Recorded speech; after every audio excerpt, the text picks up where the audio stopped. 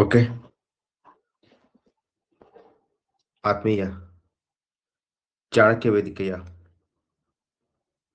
ಸ್ಪರ್ಧಾ ಮಿತ್ರರೇ, ನಾವು ನಿನ್ನೆಯ ದಿನ ನಮ್ಮ ಡಿಗ್ರಿ ಕಾಲೇಜ್ ಅಸಿಸ್ಟೆಂಟ್ ಪ್ರೊಫೆಸರ್ ಹುದ್ದೆಗೆ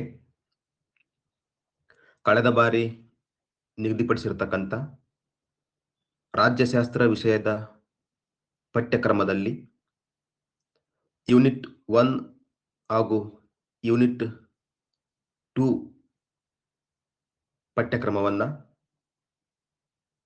ವಿಶ್ಲೇಷಣೆ ಮಾಡಿದ್ದೀವಿ. ಅದು ವಿಶೇಷವಾಗಿ ಆ ಒಂದು ಘಟಕವಾರು ಯಾವ ಪುಸ್ತಕವನ್ನು ರೆಫರ್ ಮಾಡಬೇಕು, ಅದು ಕನ್ನಡ ಮಾಧ್ಯಮ ಇರ್ಬೋದು ಅಥವಾ ಕನ್ನಡ ಮಾಧ್ಯಮ ಇರ್ಬೋದು ಅಥವಾ ಇಂಗ್ಲಿಷ್ ಮಾಧ್ಯಮ ಇರ್ಬೋದು,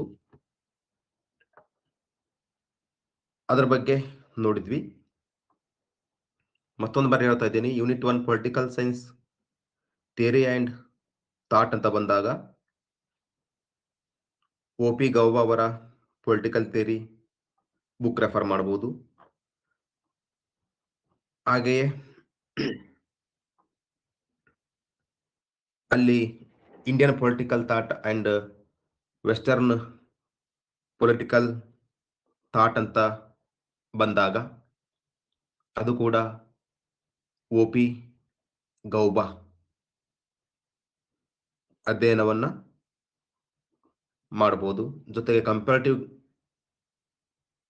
ಪಾಲಿಟಿಕ್ಸ್ ಆ್ಯಂಡ್ ಅನಾಲಿಸಿಸ್ ಅಂತ ಬಂದಾಗ JC ಜೋಹಾರಿ ಬುಕ್ಕನ್ನು ರೆಫರ್ ಮಾಡಬಹುದು. ಈ ರೀತಿಯಾಗಿ ನಾವು ಪಾರ್ಟ್ 1ನಲ್ಲಿ ನಮ್ಮ ಪಠ್ಯಕ್ರಮವನ್ನು ವಿಶ್ಲೇಷಣೆ ಮಾಡಿದ್ವಿ.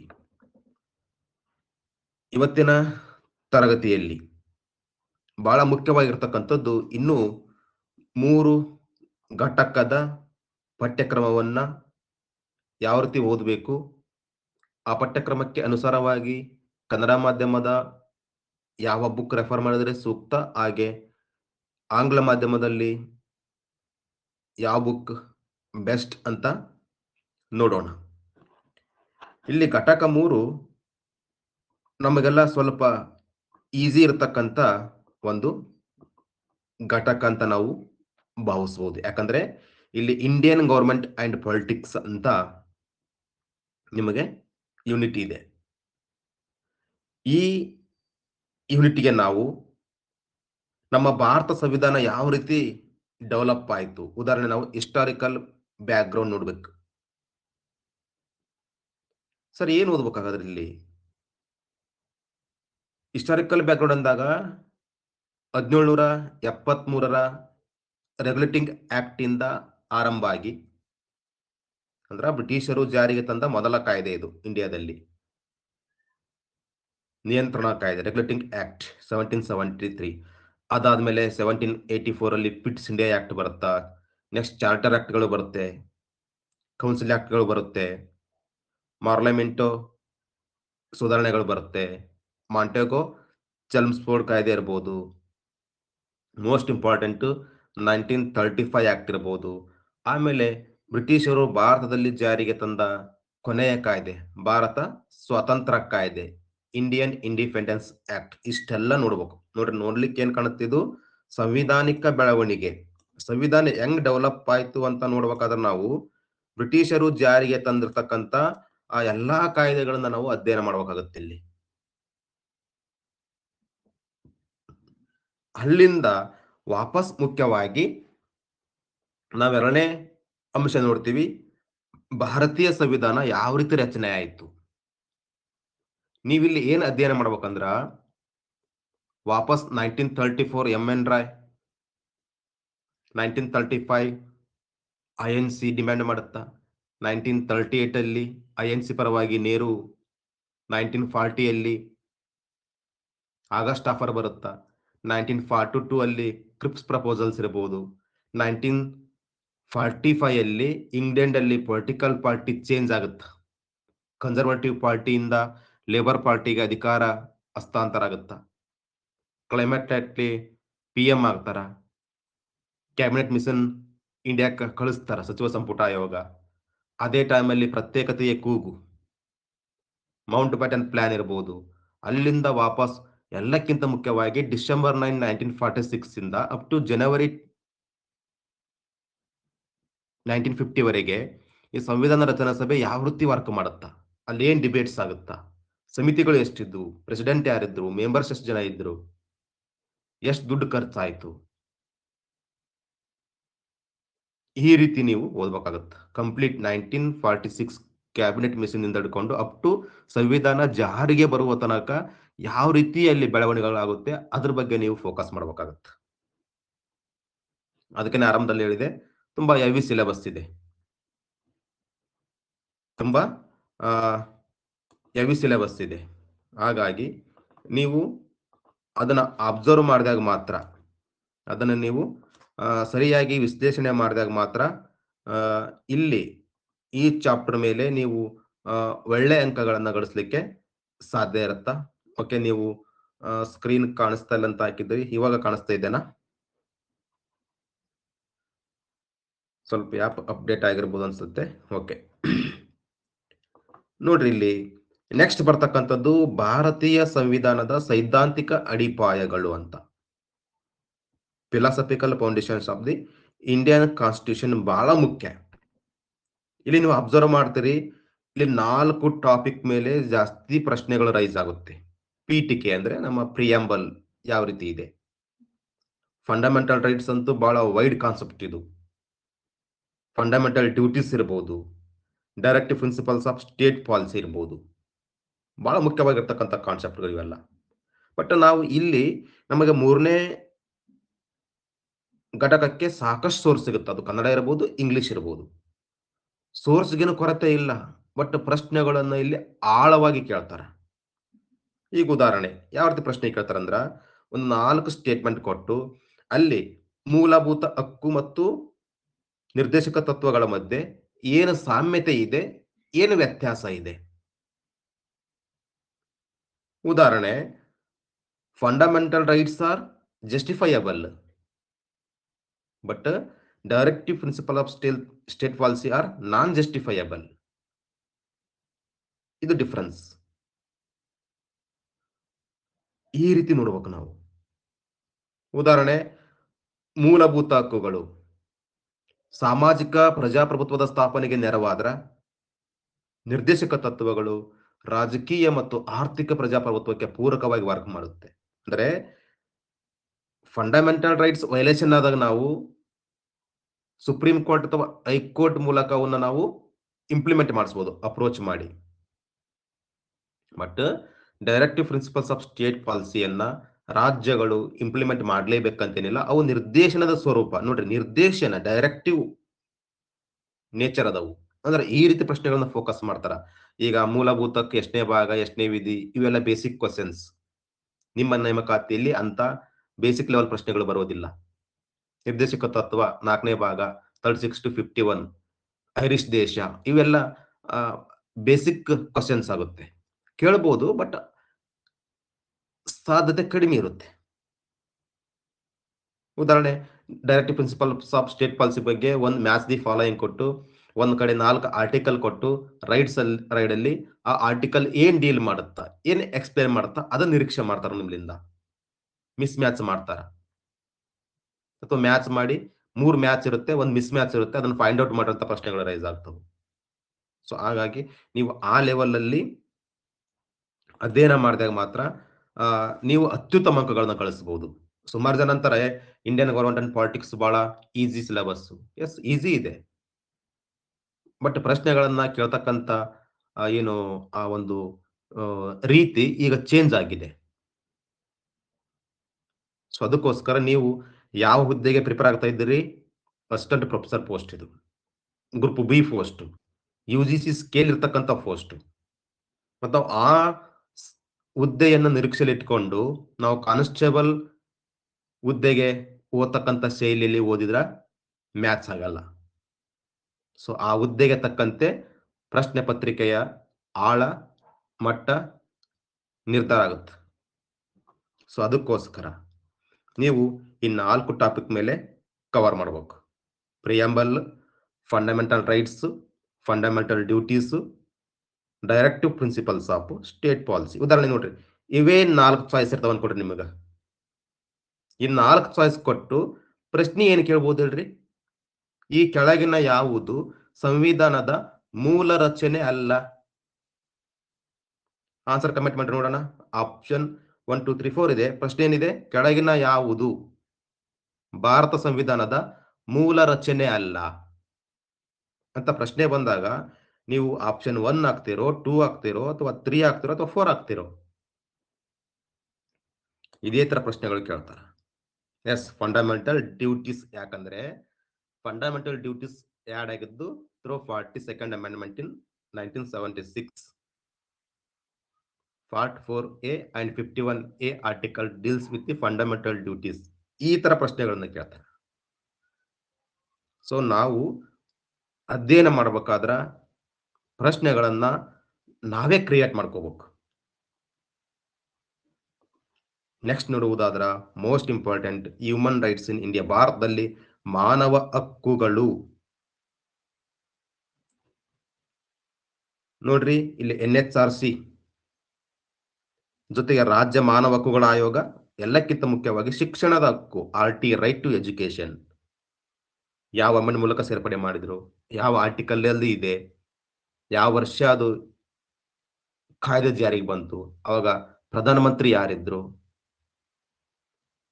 ರಾಷ್ಟ್ರಪತಿಗಳು ಆರ್ಟಿಕಲ್ 352 ಅನೌನ್ಸ್ ಮಾಡಿದಾಗ ಈ ರೈಟ್ ಟು ಎಜುಕೇಶನ್ ಸಸ್ಪೆಂಡ್ ಆಗುತ್ತಾ ಇಲ್ಲ. ಈ ತರ ಪ್ರಶ್ನೆಗಳನ್ನ, ನಿಮ್ಮ ಜ್ಞಾನವನ್ನ ಈ ಹುದ್ದೆ ನಿರೀಕ್ಷೆ ಮಾಡುತ್ತೆ. ಜೊತೆಗೆ ಓಕೆ, ರಾಷ್ಟ್ರೀಯ ಮಾನವ ಹಕ್ಕುಗಳ ಆಯೋಗ, ಮಾನವ ಹಕ್ಕುಗಳ ಕಾವಲು ನಾಯಿ ಅಂತ ಕರಿತೀವಿ ನಾವು. ಓಕೆ, ಇದೆ ಸರಿ. ಅದೇ ತರ ಈ ಇರ್ತಕ್ಕಂಥ ಇಷ್ಟು ರಾಜ್ಯಗಳಲ್ಲಿ, ಎಲ್ಲಾ ರಾಜ್ಯಗಳಲ್ಲಿ SHRC ಇದೆನೋ ಅಥವಾ ಇಲ್ವೋ? ಈ ತರ ಪ್ರಶ್ನೆಗಳನ್ನ ನಿಮ್ಮಿಂದ ನಿರೀಕ್ಷೆ ಮಾಡ್ತಾರ. ಎಷ್ಟು ರಾಜ್ಯದಲ್ಲಿ SHRC ಇದೆ ಅಥವಾ ರಾಜ್ಯಗಳ ಹೆಸರು ಕೊಟ್ಟು ಪ್ರಶ್ನೆ ಕೇಳ್ಬೋದು. ಈ ಮುಂಚೆ ಏನ್ ಮಾಡ್ತಿದ್ರಂದ್ರ 1 ರಾಜ್ಯ, 2 ರಾಜ್ಯ, 3 ರಾಜ್ಯ ಈ ರೀತಿ ಕೊಟ್ಟು ಈಗ ಅಲ್ಲ, ರಾಜ್ಯಗಳ ಗುಂಪನ್ನ ಕೊಡ್ತಾ ಇದ್ದಾರ. 3 ರಾಜ್ಯಗಳ ಒಂದು ಗುಂಪು ಮಾಡಿ ಪ್ರಶ್ನೆಯನ್ನ ಕೇಳ್ತಾರೆ. ಸೊ ಅದಕ್ಕೋಸ್ಕರ ನಾವು ಅದಕ್ಕೆ ಪೂರಕವಾಗಿ ಅಧ್ಯಯನವನ್ನ ಮಾಡಬೇಕು. ಎಲ್ಲಕ್ಕಿಂತ ಮುಖ್ಯವಾಗಿ ಈ ಪಾಯಿಂಟ್ ಬಹಳ ಯಾವುದು, ಸಾಮಾಜಿಕ ಮತ್ತು ಆರ್ಥಿಕ ಬದಲಾವಣೆಯ ಸಾಧನವಾಗಿ ಸಂವಿಧಾನ ಯಾವ ರೀತಿ ವರ್ಕ್ ಮಾಡ್ತಾ ಇದೆ.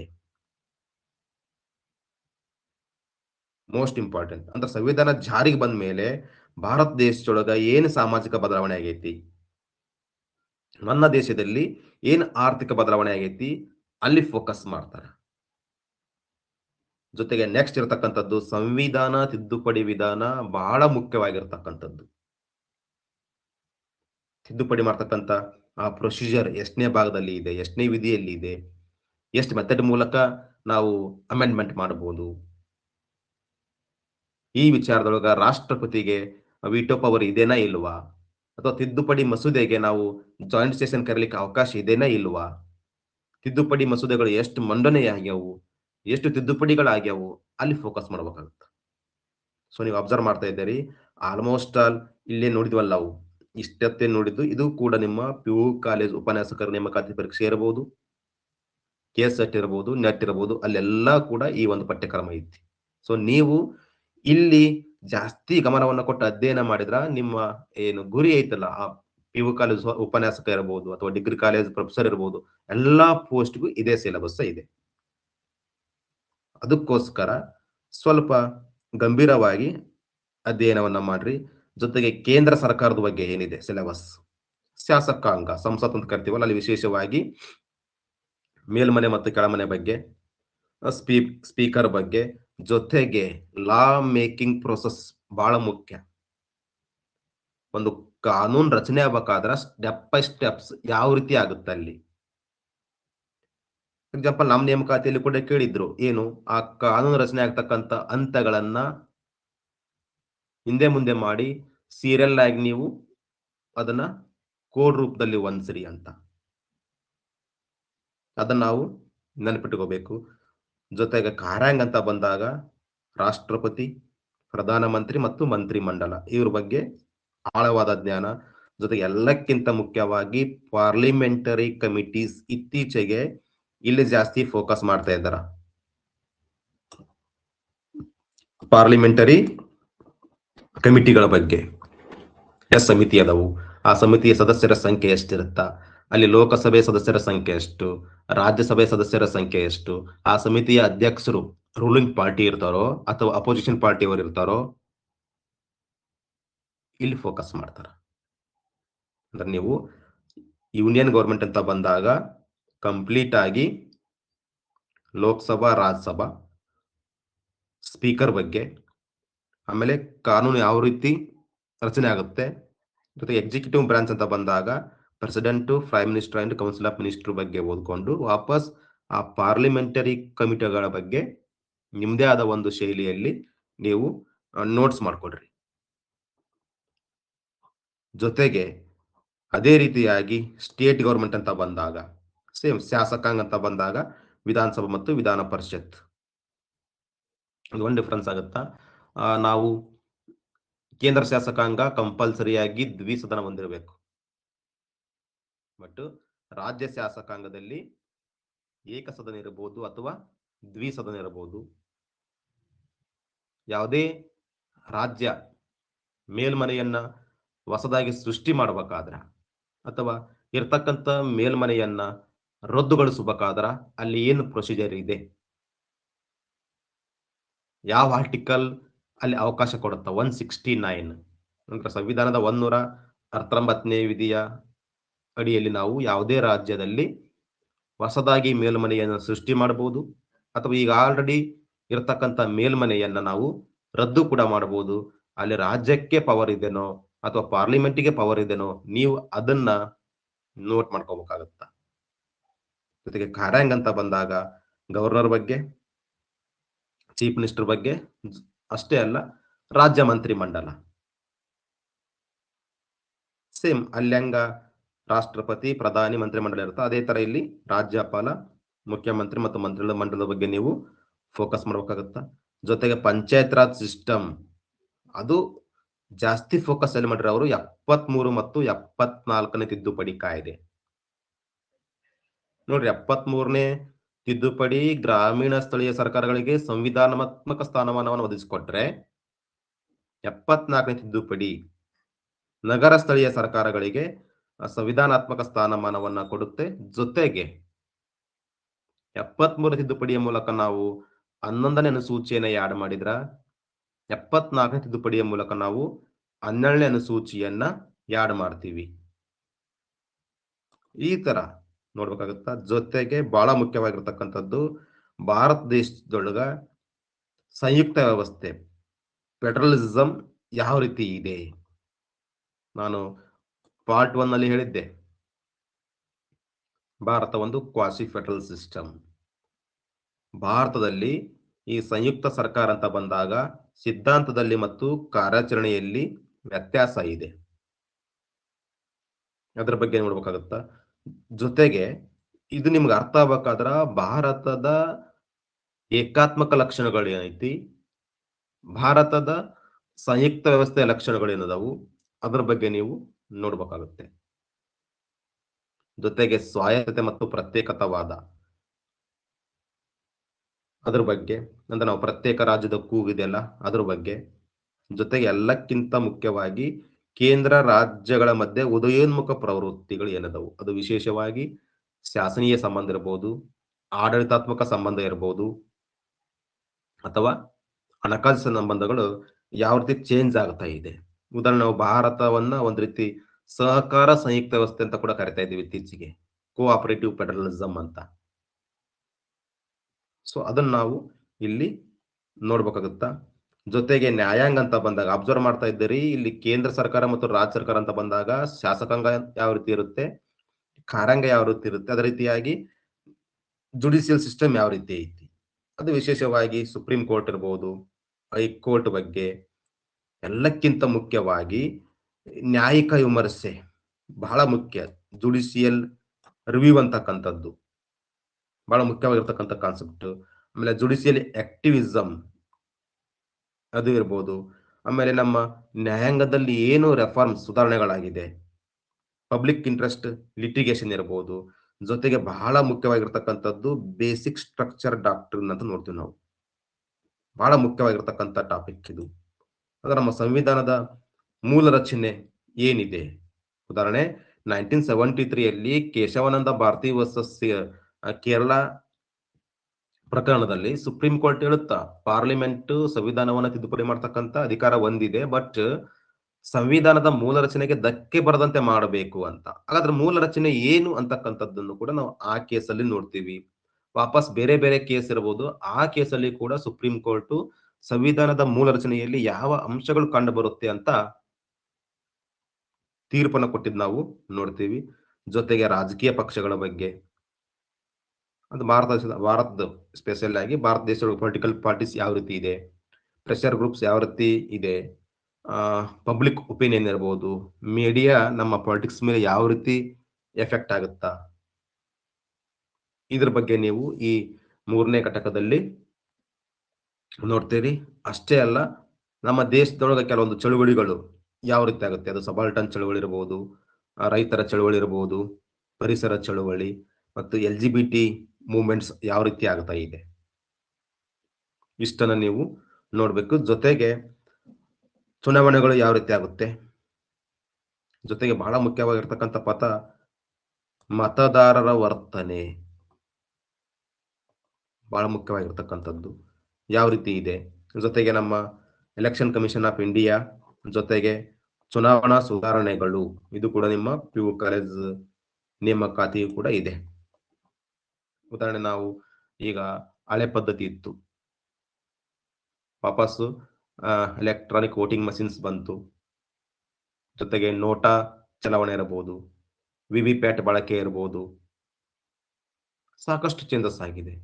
ಅವೆಲ್ಲ ಯಾವ ಟೈಮಲ್ಲಿ ಆಯ್ತು, ಯಾವ ಸಮಿತಿ ರೆಕಮೆಂಡ್ ಮಾಡ್ತು, ಅದ್ರ ಬಗ್ಗೆ ನೀವು ಇಲ್ಲಿ ಕಂಪ್ಲೀಟ್ ಆಗಿ ನೋಡ್ಬೇಕಾಗತ್ತೆ. ಇದು ನಿಮ್ಮ ಘಟಕ 3ರ ಪಠ್ಯಕ್ರಮ. ಹಾಗಾದ್ರೆ ನೀವು ಇಲ್ಲಿ ಕೂಡ ಈ ಘಟಕದಲ್ಲಿ ಚಳುವಳಿಗಳನ್ನು ಹೊರತುಪಡಿಸಿದ್ರೆ ಎಲ್ಲದೂ ಕೂಡ ಆಲ್ಮೋಸ್ಟ್ ಆಲು ಭಾರತ ಸಂವಿಧಾನದಲ್ಲಿ ಸಿಗ್ತಕ್ಕಂಥ ಒಂದು ಪಠ್ಯಕ್ರಮ ಇದು, ಕೆಲವೊಂದನ್ನು ಹೊರತುಪಡಿಸಿ. ಯಾವ ಬುಕ್ ಓದ್ಬೇಕು ಸರ್ ನಿಮ್ಗೆ? ತಮಗೆಲ್ಲ ಗೊತ್ತಿದೆ, ಇಂಡಿಯನ್ ಪಾಲಿಟಿ ಅಂತ ಎಂ ಲಕ್ಷ್ಮೀಕಾಂತ್ ಬುಕ್ ಇದೆ. ಸಾಮಾನ್ಯವಾಗಿ ಆ ಬುಕ್ ಅನ್ನ ಸಿವಿಲ್ ಸರ್ವಿಸ್ಗೆ ಯೂಸ್ ಮಾಡ್ತಾರ. ಈ ಪೋಸ್ಟ್ಗೂ ಕೂಡ ಅದನ್ನ ನಾವು ಯೂಸ್ ಮಾಡ್ಕೋಬಹುದು. ಏನು ಇಲ್ಲಿ ಈ ಚಾಪ್ಟರ್ ನೋಡಿದ್ವಿ ನಾವು, 3rd ಚಾಪ್ಟರ್ ಅಲ್ಲಿ ಆಲ್ಮೋಸ್ಟ್ ಎಲ್ಲ ಆ ಬುಕ್ ಅಲ್ಲಿ ಸಿಗುತ್ತೆ, ಕೆಲವೊಂದನ್ನು ಹೊರತುಪಡಿಸಿ. English medium Indian polity by M Laxmikanth ಇರಬಹುದು.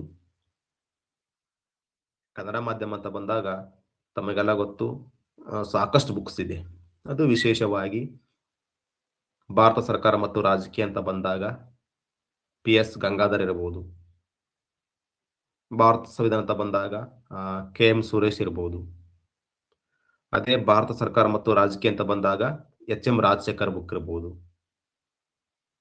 ಇಷ್ಟು ಬುಕ್ ರೆಫರ್ ಮಾಡಿದ್ರೆ ಸಾಕು, ನೀವು ಈ ಘಟಕದಲ್ಲಿ ಮ್ಯಾಕ್ಸಿಮಮ್ ಸ್ಕೋರ್ ಅನ್ನ ಪಡಿತೀರಿ. ಇದೇನು ನಿಮಗೆ ಗೊತ್ತಿಲ್ಲದ ವಿಷಯ ಯಾವುದೂ ಇಲ್ಲ ಈ ಚಾಪ್ಟರ್ ಅಲ್ಲಿ, ಎಲ್ಲ ಓದಿದ್ದೀರಿ. ಸ್ವಲ್ಪ ಡೀಪ್ ಆಗಿ ಅನಾಲಿಟಿಕಲ್ ಆಗಿ ನೀವೇ ಪ್ರಶ್ನೆಗಳನ್ನ ಕ್ರಿಯೇಟ್ ಮಾಡುತ್ತಾ ಅಧ್ಯಯನ ಮಾಡಿದ್ರ ಇದು ನಿಮಗೆ ಅತ್ಯುತ್ತಮ ಅಂಕಗಳನ್ನ ಖಂಡಿತ ಕೊಟ್ಟೆ ಕೊಡುತ್ತೆ. ನೆಕ್ಸ್ಟ್ ಬಹಳ ಮುಖ್ಯವಾಗಿರತಕ್ಕಂತ ಘಟಕ ಪಬ್ಲಿಕ್ ಅಡ್ಮಿನಿಸ್ಟ್ರೇಷನ್, ಸಾರ್ವಜನಿಕ ಆಡಳಿತ. ಸಾರ್ವಜನಿಕ ಆಡಳಿತವನ್ನ ಅಧ್ಯಯನ ಮಾಡತಕ್ಕಂಥ ಟೈಮಲ್ಲಿ ಬಹಳ ಈಸಿ ಅನ್ಸುತ್ತೆ. ಆದರೆ ಪ್ರಶ್ನೆಗಳು ತುಂಬಾ ಕನ್‌ಫ್ಯೂಸ್ ಇರುತ್ತೆ. ಉದಾಹರಣೆ ನಾನು ಕೂಡ ಮ್ಯಾಕ್ಸ್ ವೆಬರ್ ಬಗ್ಗೆ ಇನ್ನೂ ನೆನಪಿದೆ. ಮ್ಯಾಕ್ಸ್ ವೆಬರ್ ಬಗ್ಗೆ ಕಂಟಿನ್ಯೂ 2 ಕ್ವೆಷನ್ ಇತ್ತು. ಸ್ವಲ್ಪ ಕನ್‌ಫ್ಯೂಸ್ ಮಾಡಿಕೊಂಡು 2 ಕ್ವೆಷನ್ ರಾಂಗ್ ಹಾಕಿ ಬಂದಿದ್ದೆ ನಾನು. ಅಧಿಕಾರಶಾಹಿ ಅಥವಾ ನೌಕರಶಾಹಿ ಕುರಿತು ವೆಬರ್ ಅವರ ದೃಷ್ಟಿಕೋನ ಏನಿತ್ತು ಅಂತ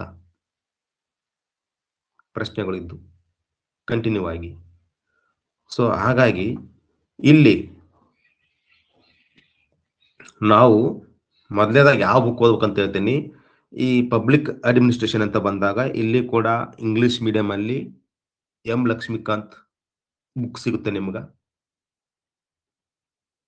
ಎಕ್ಸಲೆಂಟ್ ಬುಕ್. ಜೊತೆಗೆ ಕನ್ನಡ ಮಾಧ್ಯಮ ಅಂತ ಬಂದಾಗ ಸಾರ್ವಜನಿಕ ಆಡಳಿತ ಎನ್ ಹಾಲಪ್ಪ. ಅವರು ಕೆಎಎಸ್ ಮತ್ತು ಐಎಎಸ್ ಮುಖ್ಯ ಪರೀಕ್ಷೆಯಲ್ಲಿ ಆ ಸಾರ್ವಜನಿಕ ಆಡಳಿತಕ್ಕೆ 2 ಬುಕ್ ಬರೆದಿದ್ರು. ಬಟ್ ಇವಾಗೇನು ಚೇಂಜ್ ಆಗಿದೆನೋ ಗೊತ್ತಿಲ್ಲ ನನಗೆ ಅದು. 2 ಬುಕ್ ಯಾವುದಂದ್ರೆ ಆಡಳಿತಾತ್ಮಕ ಸಿದ್ಧಾಂತಗಳು ಅಂತ. ಅದು ಪೇಪರ್ 1 ಇತ್ತು ಅವಾಗ ಕೆಎಎಸ್ ಮೇನ್ಸ್‌ಗೆ. ಅಡ್ಮಿನಿಸ್ಟ್ರೇಟಿವ್ ಥಿಯರೀಸ್ ಅಂತ ಪೇಪರ್ 1 ಇತ್ತು. ಜೊತೆಗೆ ಭಾರತೀಯ ಆಡಳಿತ ಅಂತ ಇಂಡಿಯನ್ ಅಡ್ಮಿನಿಸ್ಟ್ರೇಷನ್ ಪೇಪರ್ 2. ಆ 2 ಬುಕ್ಕು ಎನ್ ಹಾಲಪ್ಪ ಬರೆದಿರತಕ್ಕಂಥ ಬುಕ್ಕು ತುಂಬಾ ಚೆನ್ನಾಗಿದೆ. ಜೊತೆಗೆ ಟಿ.ಡಿ. ದೇವೇಗೌಡ ಸಾರ್ವಜನಿಕ ಆಡಳಿತ. ಬಹಳ ಲೆಂದಿ ಬುಕ್. ಅದು ನನ್ನ ಬಳಿ ಇದೆ. ತುಂಬಾ ಡೀಪ್ ಆಗಿರ್ತಕ್ಕಂಥ ಬುಕ್. ಸುಮಾರು ಪುಟ ಇದೆ. ನನ್ನ ಪ್ರಕಾರ ಒಂದು 1000 ಪ್ಲಸ್ ಇರ್ಬೋದು ಪೇಜಸ್. ಸೊ ನೀವು ನನ್ನ ಪ್ರಕಾರ ಕನ್ನಡ ಮಾಧ್ಯಮದಲ್ಲಿ ಎನ್ ಹಾಲಪ್ಪ ಮತ್ತು ಈ ಟಿ.ಡಿ. ದೇವೇಗೌಡ ಬುಕ್ಕನ್ನ ಕರೆಕ್ಟಾಗಿ ಶಿಸ್ತುಬದ್ಧವಾಗಿ ಅಧ್ಯಯನ ಮಾಡಿದರೆ ಖಂಡಿತ ಹೊರಗಡೆ ಪ್ರಶ್ನೆಗಳು ಬರ್ತಕ್ಕಂಥ ಸಾಧ್ಯತೆ ಬಹಳ ಕಡಿಮೆ. ಜೊತೆಗೆ ಹೇಳಿದ್ನಲ್ಲ public administration by M Laxmikanth, ಅದು ಕೂಡ ಚೆನ್ನಾಗಿದೆ. ಅದನ್ನು ಕೂಡ ನೀವು ರೆಫರ್ ಮಾಡಬಹುದು. ಹಾಗಾದ್ರೆ ಇಲ್ಲಿ ಏನಿದೆ ಸಿಲೆಬಸ್ಸು?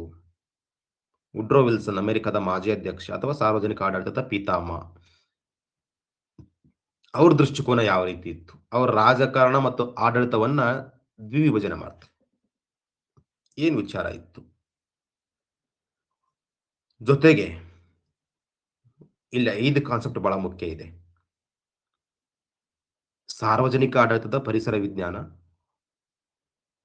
ಅಭಿವೃದ್ಧಿ ಆಡಳಿತ ಬಹಳ ಮುಖ್ಯ. ನವ ಸಾರ್ವಜನಿಕ ಆಡಳಿತ, ಕಂಪ್ಯಾರಿಟಿವ್ ಪಬ್ಲಿಕ್ ಅಡ್ಮಿನಿಸ್ಟ್ರೇಷನ್,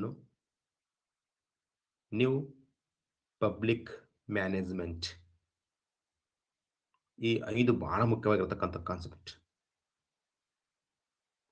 ಇಲ್ಲಿ ಕೂಡ ನೀವು ಖಂಡಿತ ಒಂದೊಂದು ಟಾಪಿಕ್ ಮೇಲೆ ಒಂದು ಪ್ರಶ್ನೆ ಆದ್ರೂ ಬಂದೇ ಬರುತ್ತೆ.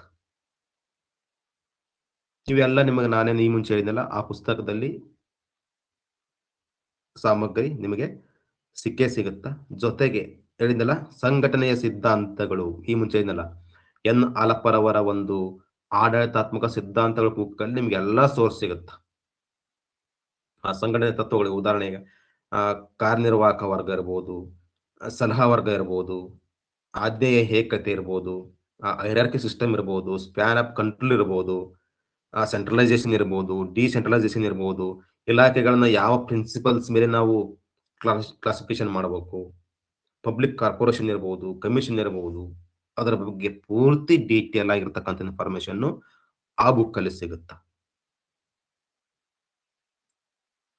ಜೊತೆಗೆ ಮುಖ್ಯ ಕಾರ್ಯನಿರ್ವಾಹಕ, ಚೀಫ್ ಎಕ್ಸಿಕ್ಯೂಟಿವ್ ಆಫೀಸರ್ ಅಂತ ಬರ್ತೀವಲ್ಲ, ಎಷ್ಟು ವಿಧ ಅದಾವ ಅದ್ರಾಗ, ಅವ್ರ ಕಾರ್ಯಗಳು ಏನು, ಲೀಡರ್ಶಿಪ್ ಅಂದ್ರೆ ಏನು, ಎಷ್ಟು ಬಗೆಯ ಲೀಡರ್ಶಿಪ್ ಇದೆ, ಅದ್ರ ಬಗ್ಗೆ ನೀವು ಅಧ್ಯಯನ ಮಾಡಬೇಕು. ಜೊತೆಗೆ ಸಿಬ್ಬಂದಿ ಆಡಳಿತ, ನೇಮಕಾತಿಗಳು ಯಾವ ರೀತಿ ಆಗುತ್ತೆ, ಟ್ರೈನಿಂಗ್ ಯಾವ ರೀತಿ ಇರುತ್ತಾ, ಪ್ರಮೋಷನ್ ಇರಬಹುದು, ಡಿಸಿಪ್ಲಿನ್ ಯಾವ ರೀತಿ ತಗೊಂತಾರ ಅವ್ರ ಮೇಲೆ, ಅಥವಾ ಆ ಸಿಬ್ಬಂದಿಯಲ್ಲಿ ನೈತಿಕತೆ ಮಾರಲಿಟಿ ಯಾವ ರೀತಿ ಇರಬೇಕು, ಇದೆಲ್ಲ ಈ ಪೇಪರ್ನಲ್ಲಿ ನೀವು ನೋಡ್ತೀರಿ. ಜೊತೆಗೆ ಅಧಿಕಾರಶಾಹಿ ಬ್ಯೂರೋಕ್ರಸಿ ಅಂತ ಇದೀವಲ್ಲ, ಎಷ್ಟು ವಿಧ ಅದಾವು? ಅವ್ರ ಪಾತ್ರ ಏನು? ಜೊತೆಗೆ ಈ ಮುಂಚೆ ಮಾತಾಡಿದ್ನಲ್ಲ ಮ್ಯಾಕ್ಸ್ ವೆಬರ್, ಅಧಿಕಾರಶಾಹಿ ಅಂದ ತಕ್ಷಣ ನೆನಪಿಗೆ ಬರ್ತಕ್ಕಂಥದ್ದು ಮ್ಯಾಕ್ಸ್ ವೆಬರ್ ಏನ್ ಹೇಳ್ತಾರ? ಅವ್ರ ಪ್ರಕಾರ ಅಧಿಕಾರಶಾಹಿಯ ಲಕ್ಷಣಗಳು ಏನು? ಆಮೇಲೆ ಕಮ್ಯುನಿಕೇಶನ್, ಒಂದು ಆಡಳಿತದಲ್ಲಿ ಕಮ್ಯುನಿಕೇಶನ್ ಬಹಳ ಮುಖ್ಯವಾಗಿರ್ತಕ್ಕಂಥ ಸಂಗತಿ ಆಗುತ್ತಾ? ಅಲ್ಲಿ ಎಷ್ಟು ಟೈಪ್ಸ್ ಕಮ್ಯುನಿಕೇಶನ್ ಆಗುತ್ತಾ? ಪ್ರಾಪರ್ ವೇದಲ್ಲಿ ಕಮ್ಯುನಿಕೇಶನ್ ಆಗ್ಬೇಕಾದ್ರ ಏನ್ ಅಡೆತಡೆ ಆಗುತ್ತಾ? ಅಷ್ಟೆಲ್ಲ ನೀವು ಇಲ್ಲಿ ಫೋಕಸ್ ಮಾಡ್ಬೇಕಾಗತ್ತ. ಜೊತೆಗೆ ಬಹಳ ಮುಖ್ಯವಾಗಿರ್ತಕ್ಕಂಥ ಕಾನ್ಸೆಪ್ಟ್ ಫೈನಾನ್ಸಿಯಲ್ ಅಡ್ಮಿನಿಸ್ಟ್ರೇಷನ್. ಇದು ನಿಮ್ಮ ಪಿ ಯು ಕಾಲೇಜಿಗೂ ಇದೆ ಸಿಲೆಬಸ್. ಹಣಕಾಸು ಆಡಳಿತ, ಬಜೆಟ್ ಯಾವ ರೀತಿ ರೆಡಿ ಆಗುತ್ತಾ, ಯಾವ ರೀತಿ ಅದು ಪಾರ್ಲಿಮೆಂಟ್ ಅಲ್ಲಿ ಪಾಸ್ ಆಗುತ್ತಾ, ಪಾರ್ಲಿಮೆಂಟ್ ಅಲ್ಲಿ ಆ ಬಜೆಟ್ ಪಾಸ್ ಆದ್ಮೇಲೆ ಯಾವ ರೀತಿ ಇಂಪ್ಲಿಮೆಂಟೇಷನ್ ಆಗುತ್ತಾ ನೋಡಿ, ಪ್ರಿಪರೇಷನ್ ಯಾವ ರೀತಿ ಆಗುತ್ತಾ, ಪಾಸ್ ಯಾವ ರೀತಿ ಆಗುತ್ತಾ, ಇಂಪ್ಲಿಮೆಂಟೇಷನ್ ಯಾವ ರೀತಿ ಆಗುತ್ತಾ, ಅದ್ರ ಬಗ್ಗೆ ಅಧ್ಯಯನ ಮಾಡಬೇಕು. ಜೊತೆಗೆ ಶೂನ್ಯ ಆಧಾರಿತ ಬಜೆಟ್, ಜೀರೋ ಬಜೆಟ್ ಅಂತ ಕರಿತೀವಿ ನಾವು. ಜೊತೆಗೆ ಪರ್ಫಾರ್ಮೆನ್ಸ್ ಬೇಸ್ಡ್ ಬಜೆಟ್, ಕಾರ್ಯಕ್ಷಮತೆ ಆಧಾರಿತ ಬಜೆಟ್ ಅಂದ್ರೆ ಏನು, ಅದ್ರ ಬಗ್ಗೆ ನೀವು ಅಧ್ಯಯನ ಮಾಡಬೇಕಾಗುತ್ತಾ. ಜೊತೆಗೆ ಪಬ್ಲಿಕ್ ಮ್ಯಾನೇಜ್ಮೆಂಟ್ ಇರಬಹುದು. ಜೊತೆಗೆ ನಾವು ನೋಡ್ತಾ ಇದ್ವಿ ಸಾರ್ವಜನಿಕ ಖಾಸಗಿ ಸಹಭಾಗಿತ್ವ, ತ್ರಿಬಲ್ ಪಿ ಅಂತ ಕರ್ತೀವಲ್ಲ, ಪಬ್ಲಿಕ್ ಪ್ರೈವೇಟ್ ಪಾರ್ಟ್ನರ್ಶಿಪ್ ಅಂತ,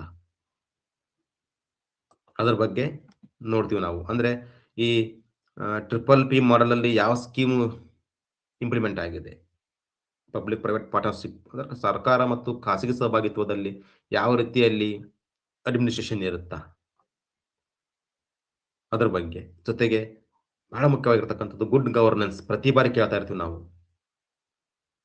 ಗುಡ್ ಗವರ್ನೆನ್ಸ್. ಉದಾಹರಣೆ, ಈಗ ನಾವು ಪ್ರತಿ ವರ್ಷ ಡಿಸೆಂಬರ್ 25 ಗುಡ್ ಗವರ್ನೆನ್ಸ್ ಡೇ ಅಂತ ಸೆಲೆಬ್ರೇಷನ್ ಮಾಡ್ತೀವಿ. ಬಹಳ ಸುದ್ದಿಯಲ್ಲಿರ್ತಕ್ಕಂಥ ಪದ ಗುಡ್ ಗವರ್ನೆನ್ಸ್ ಇರಬಹುದು. ಆಮೇಲೆ ಆಡಳಿತದಲ್ಲಿ ಪಾರದರ್ಶಕತೆ ಯಾವ ರೀತಿ ಇರುತ್ತಾ, ಜೊತೆಗೆ ರೆಸ್ಪಾನ್ಸಿಬಿಲಿಟಿ, ಜೊತೆಗೆ RTI ಬಹಳ ಮುಖ್ಯವಾಗಿರ್ತಕ್ಕಂಥದ್ದು, ರೈಟ್ ಟು ಇನ್ಫಾರ್ಮೇಶನ್ ಆಕ್ಟ್ ಇರಬಹುದು, ಇ ಗವರ್ನೆನ್ಸ್ ಇರಬಹುದು. ಜೊತೆಗೆ ಬಹಳ ಮುಖ್ಯವಾಗಿರ್ತಕ್ಕಂಥ ಕಾನ್ಸೆಪ್ಟ್ ಲೋಕಪಾಲ್ ಮತ್ತು ಲೋಕಾಯುಕ್ತ. ನೀವು ಇಲ್ಲಿ ಜಾಸ್ತಿ ಪ್ರಶ್ನೆಗಳನ್ನ ನಿರೀಕ್ಷೆ ಮಾಡಬಹುದು. ಸಾರ್ವಜನಿಕ ಕುಂದುಕೊರತೆಗಳನ್ನು ನಿವಾರಣೆ ಮಾಡ್ತಕ್ಕಂಥ ಒಂದು ಪ್ರಮುಖ ವ್ಯವಸ್ಥೆ ಅಂತಂದ್ರೆ ಲೋಕಪಾಲ್ ಮತ್ತು ಲೋಕಾಯುಕ್ತ. ಲೋಕಪಾಲ್ ರಚನೆಯ ಹಿನ್ನೆಲೆ ಏನು, ಆ ಲೋಕಪಾಲ್ ಮಸೂದೆಯನ್ನ ಫಸ್ಟ್ ಯಾವಾಗ ಮಂಡಿಸಿದ್ರು, ಎಷ್ಟು ಬಾರಿ ಮಂಡಿಸಿದ್ರು, ಆ ಲೋಕಪಾಲ್ ಸ್ಟ್ರಕ್ಚರ್ ಯಾವ ರೀತಿ ಇರುತ್ತಾ, ಬೇರೆ ಬೇರೆ ರಾಜ್ಯಗಳಲ್ಲಿ ಲೋಕಾಯುಕ್ತ ಯಾವ ರೀತಿ ಇದೆ, ಎಷ್ಟು ರಾಜ್ಯದಲ್ಲಿ ಲೋಕಾಯುಕ್ತ ಇದೆ, ಎಷ್ಟು ರಾಜ್ಯದಲ್ಲಿ ಇಲ್ಲ, ಫಸ್ಟ್ ಲೋಕಾಯುಕ್ತ ಎಲ್ಲಿ, ಕರ್ನಾಟಕದಲ್ಲಿ ಯಾವಾಗ, ಅವಾಗ ಮುಖ್ಯಮಂತ್ರಿ ಯಾರಿದ್ರು, ಇಷ್ಟೆಲ್ಲ ನೀವು ನಿಮ್ಮ ಗಮನವನ್ನ ಕೇಂದ್ರೀಕರಿಸಿ ಈ 4ನೇ ಘಟಕದಲ್ಲಿ ಅತ್ಯುತ್ತಮ ಅಂಕಗಳನ್ನು ನೀವು ಖಂಡಿತ ಪಡೆಯಬಹುದು. ಜೊತೆಗೆ ಕೊನೆಯ ಘಟಕ ಅಂತಾರಾಷ್ಟ್ರೀಯ ಸಂಬಂಧಗಳು, ಇಂಟರ್ನ್ಯಾಷನಲ್ ರಿಲೇಷನ್ಸ್ ಅಂತ. ನಾವು ಯಾವ ರೀತಿ ರಾಜ್ಯಶಾಸ್ತ್ರವನ್ನು ಅಧ್ಯಯನ ಮಾಡಲಿಕ್ಕೆ ಒಂದಿಷ್ಟು ವಿಧಾನಗಳನ್ನ ಬಳಸ್ತೀವಲ್ಲ, ಉದಾಹರಣೆ ನೋಡಿದ್ವಿ ನಾವು, ಸಾಂಪ್ರದಾಯಿಕ ವಿಧಾನ, ಆಧುನಿಕ ವಿಧಾನ, ಸಮಕಾಲೀನವಾಗಿ ಸಾಕಷ್ಟು ನೋಡ್ತೀವಿ. ಅದೇ ತರಹ ಈ ಅಂತಾರಾಷ್ಟ್ರೀಯ ಸಂಬಂಧಗಳನ್ನ ಅಧ್ಯಯನ ಮಾಡ್ತಕ್ಕಂಥ ಮೆಥಡ್ ಬಹಳ ಮುಖ್ಯ. ನವವಾಸ್ತವವಾದ, ನಿಯೋ ರಿಯಲಿಸಂ ಅಂತ. ವಾಸ್ತವವಾದ ಬೇರೆ, ರಿಯಲಿಸಮ್, ನವವಾಸ್ತವವಾದ ಬೇರೆ. ಬಹಳ ಮುಖ್ಯವಾಗಿರ್ತಕ್ಕಂಥ ಕಾನ್ಸೆಪ್ಟ್. ಜೊತೆಗೆ ಸಿಸ್ಟಮ್ ಮೆಥಡ್, ಕ್ರೀಡಾ ವಿಧಾನ ಬಹಳ ಮುಖ್ಯ. ಆಮೇಲೆ ಡಿಸಿಷನ್ ಮೇಕಿಂಗ್, 4 ಸಿದ್ಧಾಂತಗಳು ಬರ್ತವೆ, ವಿಧಾನ ಬರ್ತವೆ. ನವವಾಸ್ತವವಾದ, ವ್ಯವಸ್ಥಾ ವಿಧಾನ, ಕ್ರೀಡಾ ವಿಧಾನ ಮತ್ತು ನಿರ್ಧಾರ ತೆಗೆದುಕೊಳ್ಳುವ ವಿಧಾನಗಳ ಮೂಲಕ ನಾವು ಈ ಅಂತಾರಾಷ್ಟ್ರೀಯ ಸಂಬಂಧಗಳನ್ನ ಯಾವ ರೀತಿ ಅಧ್ಯಯನ ಮಾಡಬಹುದು ಅಂತ ನೀವು ಇಲ್ಲಿ ಗಮನವನ್ನ ಕೇಂದ್ರೀಕರಣ ಮಾಡಬೇಕಾಗುತ್ತೆ. ಜೊತೆಗೆ ನ್ಯಾಷನಲ್ ಪವರ್, ರಾಷ್ಟ್ರೀಯ ಶಕ್ತಿ, ಇದು ಕನ್ಫ್ಯೂಸ್ ಆಗುತ್ತೆ. National power and national interest. ರಾಷ್ಟ್ರೀಯ ಶಕ್ತಿ ಅಂದ್ರೆ ಏನು, ರಾಷ್ಟ್ರೀಯ ಹಿತಾಸಕ್ತಿ ಅಂದ್ರೆ ಏನು. ಮತ್ತೆ ರಾಷ್ಟ್ರೀಯ ಶಕ್ತಿ ಅಂತ ಬಂದಾಗ ಗೋಚರ ಮೂಲಾಂಶ ಮತ್ತು ಅಗೋಚರ ಮೂಲಾಂಶ ಅಂತ. ಟ್ಯಾಂಜಿಬಲ್ ಅಂಡ್ ಇಂಟ್ಯಾಂಜಿಬಲ್ ಫ್ಯಾಕ್ಟರ್ಸ್ ಅಂತ ನೋಡ್ತೀವಿ ನಾವು. ಬಹಳ ಮುಖ್ಯವಾಗಿರ್ತಕ್ಕಂಥ ಕಾನ್ಸೆಪ್ಟ್. ಜೊತೆಗೆ ಅಂತಾರಾಷ್ಟ್ರೀಯ ಸಂಬಂಧಗಳು ಅಂತಕ್ಕಂಥ ಏನು ಸ್ಟಡಿ ಇದೆಯಲ್ಲ ಬಹಳ ಇಂಟ್ರೆಸ್ಟಿಂಗ್ ಇದು ಬಹಳ. ಜೊತೆಗೆ ನೋಡ್ತೀವಿ ನಾವು ರಾಯಭಾರತ್ವ, ಡಿಪ್ಲೊಮಸಿ ಅಂತ ಕರಿತೀವಿ. ಎಷ್ಟು ಟೈಪ್ ರಾಯಭಾರತ್ವ ಐತಿ? ರಾಯಭಾರಿಯ ಪ್ರಮುಖ ಕೆಲಸ ಏನು? ರಾಯಭಾರಿ ಕೆಲಸ ಮಾಡ್ಬೇಕಾದ್ರೆ ಅವನು ಏನ್ ಚಾಲೆಂಜಸ್ ಇರುತ್ತೆ? ಅದರ ಬಗ್ಗೆ ಫೋಕಸ್ ಮಾಡ್ತೀವಿ. ಜೊತೆಗೆ ವಾರ್, ಯುದ್ಧಕ್ಕೆ ಏನ್ ಕಾರಣ? ಎಷ್ಟು ಬಗೆಯ ಯುದ್ಧಗಳಾಗ್ತಾವು? ಆ ಯುದ್ಧವನ್ನ ತಡೆಗಟ್ಟಬೇಕಾದ್ರ ಏನು ನಾವು ರೆಮಿಡೀಸ್ ತಗೋಬಹುದು? ಇದನ್ನ ಸಾಕಷ್ಟು ಮಂದಿ ಚಿಂತಕರು ಹೇಳ್ತಾರ. ಭವಿಷ್ಯದಲ್ಲಿ ತೃತೀಯ ಮಹಾಯುದ್ಧ ನಡೆದರೆ ಭೂಮಿಯ ಮೇಲೆ ಕೇವಲ ಕಲ್ಲು ಮತ್ತು ಮಣ್ಣು ಮಾತ್ರ ಇರುತ್ತೆ. ಬಹಳ ಮೀನಿಂಗ್ಫುಲ್. ಇನ್ ಫ್ಯೂಚರ್ ಅಲ್ಲಿ ವರ್ಲ್ಡ್ ವಾರ್ 3 ಏನಾದ್ರೂ ಆದ್ರೆ ಭೂಮಿ ಮೇಲೆ ಏನೂ ಇರಲ್ಲ, ಕೇವಲ ಕಲ್ಲು ಮತ್ತು ಮಣ್ಣು ಮಾತ್ರ ಇರುತ್ತೆ. ಯಾವುದೇ ಜೀವ ಸಂಕುಲ ಇರೋದಿಲ್ಲ ಅಂತ ಅರ್ಥ. ಅಥವಾ ಮತ್ತೊಬ್ರು ಹೇಳ್ತಾರ, ಭವಿಷ್ಯದಲ್ಲಿ ನೀವು ಯುದ್ಧವನ್ನ ತಡೆಗಟ್ಟಬೇಕು. ಭವಿಷ್ಯದಲ್ಲಿ ನೀವು ಯುದ್ಧವನ್ನ ಕೊನೆಗಾಣಿಸದಿದ್ದರೆ ಯುದ್ಧವೇ ನಿಮ್ಮನ್ನ ಕೊನೆಗಾಣಿಸುತ್ತದೆ ಅಂತ. ಈ ತರ ನಿಮ್ಗೆ ಸ್ಟೇಟ್ಮೆಂಟ್ ಕೊಟ್ಟು ಯಾರು ಹೇಳಿದ್ರು ಅಂತ ಪ್ರಶ್ನೆ ಕೇಳ್ತಾರ ನೇಮಕಾತಿಯಲ್ಲಿ. ಆ ಸಾಂಪ್ರದಾಯಿಕವಾಗಿ ಯಾವ ರೀತಿ ಇದ್ದಾಗ್ತಿತ್ತು? ನ್ಯೂಕ್ಲಿಯರ್ ವಾರ್ ಇರಬಹುದು, ಬಯೋಲಾಜಿಕಲ್ ವಾರ್ ಇರಬಹುದು, ಕೆಮಿಕಲ್ ವಾರ್. ಇಷ್ಟು ಬಗೆಯ ಯುದ್ಧಗಳನ್ನು ನೀವು ನೋಡ್ತಿರೋ. ಜೊತೆಗೆ ಪ್ರತಿಬಂಧಕದ ಪರಿಕಲ್ಪನೆ ಅಂತ, ಡಿಟೆಂಟ್ ಅಂತ, ಅದ್ರ ಬಗ್ಗೆ. ಜೊತೆಗೆ ಶಸ್ತ್ರಾಸ್ತ್ರ ಸ್ಪರ್ಧೆ ಬಹಳ ಮುಖ್ಯವಾಗಿರ್ತಕ್ಕಂಥದ್ದು. ಆರ್ಮ್ಸ್ ರೇಸ್ ಅಂತ. ಅಂದ್ರೆ ಪ್ರಪಂಚದ ಪ್ರತಿಯೊಂದು ರಾಷ್ಟ್ರಗಳು ಇವತ್ತು ಶಸ್ತ್ರಾಸ್ತ್ರಗಳನ್ನು ಸಂಗ್ರಹ ಮಾಡ್ತಕ್ಕಂಥ ವಿಚಾರದೊಳಗೆ ರೇಸ್ ಪೈಪೋಟಿ ಒಳಗದವು. ಆ ಶಸ್ತ್ರಾಸ್ತ್ರವನ್ನ ಯಾವ ರೀತಿ ನಿಯಂತ್ರಣ ಮಾಡ್ಬೇಕು ನಾವು ನೋಡ್ರಿ. ಶಸ್ತ್ರಾಸ್ತ್ರ ನಿಯಂತ್ರಣ ಬೇರೆ, ನಿಶಸ್ತ್ರೀಕರಣ ಬೇರೆ. ಬಹಳ ಮುಖ್ಯವಾಗಿರ್ತಕ್ಕಂಥ ಪದ ಇವು. ಶಸ್ತ್ರಾಸ್ತ್ರ ನಿಯಂತ್ರಣ ಅಂತ ಬಂದಾಗ ಶಸ್ತ್ರಾಸ್ತ್ರಗಳನ್ನ ಹೊಂದಲಿಕ್ಕೆ ಅವಕಾಶ ಐತಿ, ಬಟ್ ಕಂಟ್ರೋಲ್ ಅಲ್ಲಿ ಇರಬೇಕು ಅಂತ. ಜೀರೋ ಅಲ್ಲ. ಬಟ್ ನೋಡ್ರಿ, ನಿಶಸ್ತ್ರೀಕರಣ ಅಂದಾಗ ಕಂಪ್ಲೀಟ್ ಜೀರೋ.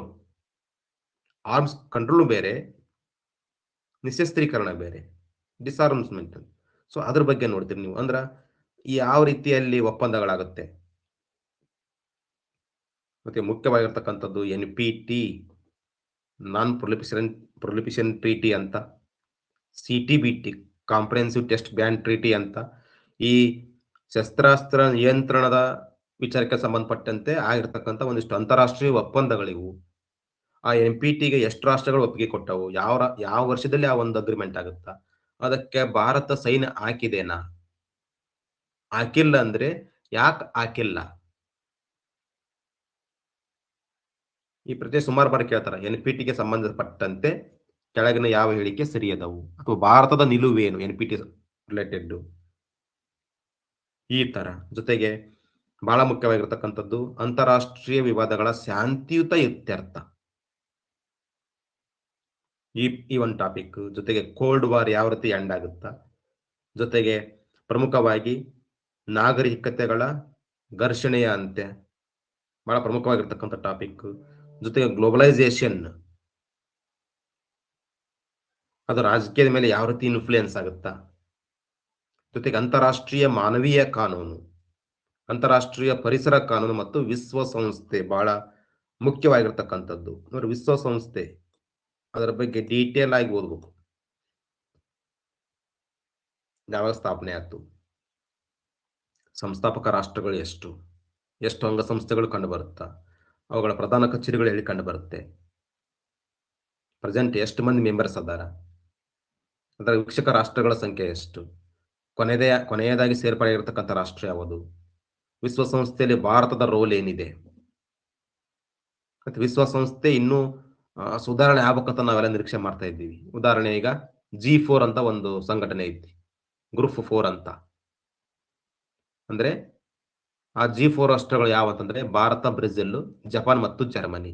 ಈ 4 ರಾಷ್ಟ್ರಗಳ ಒಂದು ಗುಂಪು G4. ಆ ಗ್ರೂಪ್ ಉದ್ದೇಶ ಏನು? ವಿಶ್ವಸಂಸ್ಥೆಯಲ್ಲಿ ಭದ್ರತಾ ಮಂಡಳಿ ಸುಧಾರಣೆ ಆಗಬೇಕು. ಆ ಭದ್ರತಾ ಮಂಡಳಿಯಲ್ಲಿ ನಾವು ಕೂಡ ಮೆಂಬರ್ಸ್ ಆಗಬೇಕು. ಅದೇನು ಶಾಶ್ವತ ಸದಸ್ಯ ರಾಷ್ಟ್ರಗಳದವಲ್ಲ, 5 ಶಾಶ್ವತ ಅದಾವು, 10 ಶಾಶ್ವತ ಅಲ್ಲದ ರಾಷ್ಟ್ರಗಳದವು. ಬಟ್ ಇವರ ಒಂದು ಟಾರ್ಗೆಟ್ ಏನು? G4 ರಾಷ್ಟ್ರಗಳ ಟಾರ್ಗೆಟ್ ಏನು? ನಾವು ವಿಶ್ವಸಂಸ್ಥೆಯ ಶಾಶ್ವತ ಸದಸ್ಯ ರಾಷ್ಟ್ರಗಳ ಪಟ್ಟಿಗೆ ಸೇರ್ಪಡೆ ಆಗಬೇಕು. ವಿಶ್ವಸಂಸ್ಥೆ ಸ್ಥಾಪನೆಯಾಗಿದ್ದ 1945, ಬಟ್ ಇದು 2025.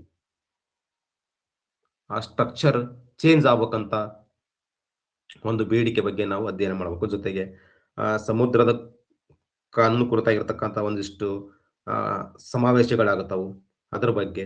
ಜೊತೆಗೆ most important north south dialogue,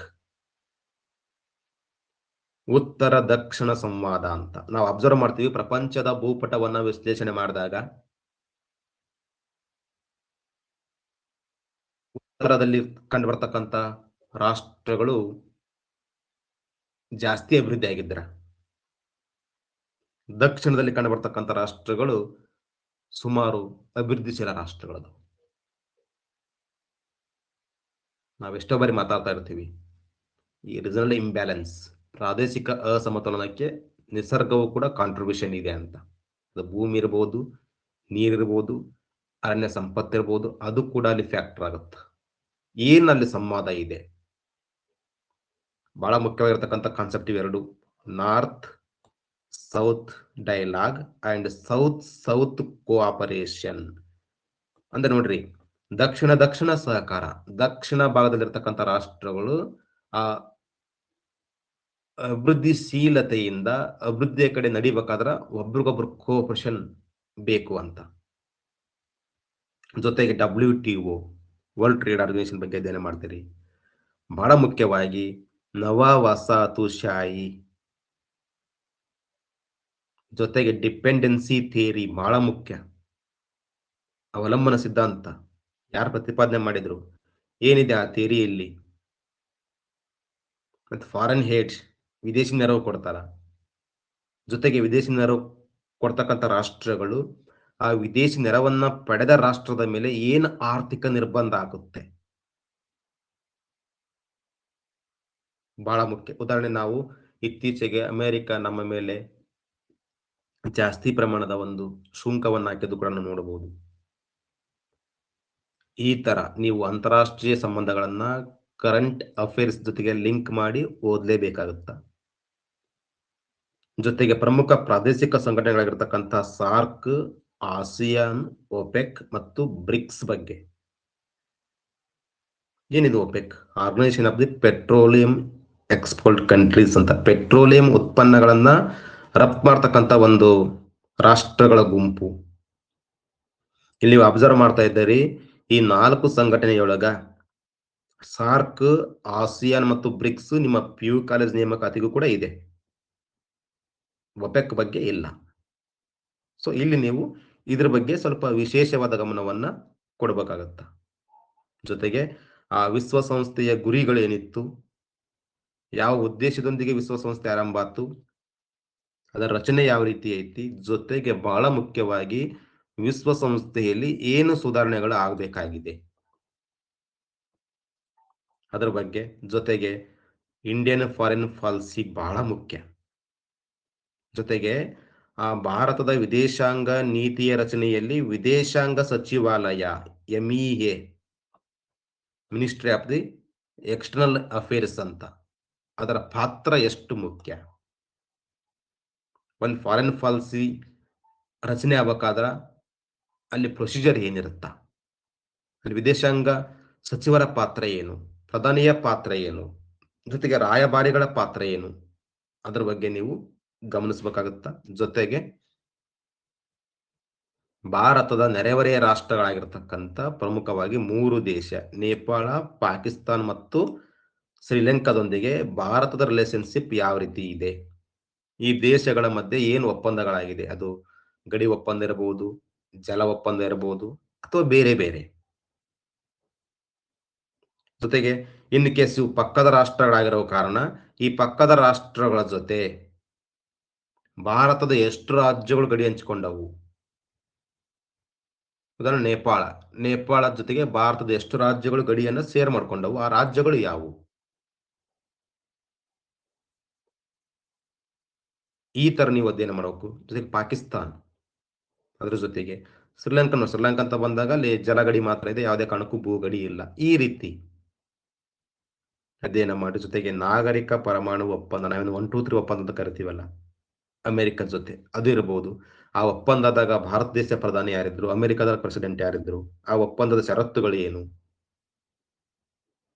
ಅದು ಭಾರತಕ್ಕೆ ಪೂರಕನ ಮಾರಕನ, ಅದರ ಮೆರಿಟ್ಸ್ ಏನು, ಡಿಮೆರಿಟ್ಸ್ ಏನು, ಎಲ್ಲವನ್ನ ನೀವು ವಿಶ್ಲೇಷಣೆ ಮಾಡಬೇಕು. ಜೊತೆಗೆ ಕ್ಲೈಮೇಟ್ ಚೇಂಜಿಂಗ್ ಪಾಲಿಸಿ ಅಂದ್ರೆ ಹವಾಮಾನ ಬದಲಾವಣೆಯ ಕುರಿತಾಗಿ ಭಾರತದ ನಿಲುವೇನಿದೆ.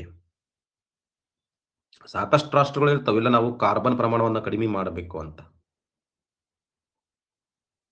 ಅದರ ಬಗ್ಗೆ ಭಾರತದ ನಿಲುವು ಏನಿದೆ. ಇಲ್ಲಿ ಮೇಲ್ ನೋಡ್ರಿ ನೀವು 3 ನೈಬರಿಂಗ್ ಕಂಟ್ರೀಸ್ ಜೊತೆಗೆ ಪ್ರಮುಖ ಶಕ್ತಿಶಾಲಿ ರಾಷ್ಟ್ರಗಳಾಗಿರ್ತಕ್ಕಂಥ ಅಮೆರಿಕ, ಚೀನಾ ಮತ್ತು ರಷ್ಯಾ ಜೊತೆಗೆ ಭಾರತದ ರಿಲೇಶನ್ಶಿಪ್ ಯಾವ ರೀತಿ ಇದೆ ನೋಡ್ರಿ. ಹೆಚ್ಚು ಕಡಿಮೆ ಪಕ್ಕದ 3 ರಾಷ್ಟ್ರಗಳು ಜೊತೆಗೆ 3 ಪವರ್ಫುಲ್ ನೇಷನ್ ಆಗಿರ್ತಕ್ಕಂಥ US, ಚೀನಾ ಮತ್ತು ರಷ್ಯಾ ಜೊತೆಗೆ ರಿಲೇಶನ್ಶಿಪ್ ಯಾವ ರೀತಿ. ಉದಾಹರಣೆ, ಈಗ ರಷ್ಯಾದ ಅಧ್ಯಕ್ಷರು ವಿಸಿಟ್ ಮಾಡ್ತಾರೆ ಭಾರತಕ್ಕೆ, ಅಲ್ಲಿ ಏನು ಮಾತುಕತೆಗಳಾಗ್ತಾವು, ಏನು ಅಗ್ರಿಮೆಂಟ್ಗಳಾಗ್ತಾವು.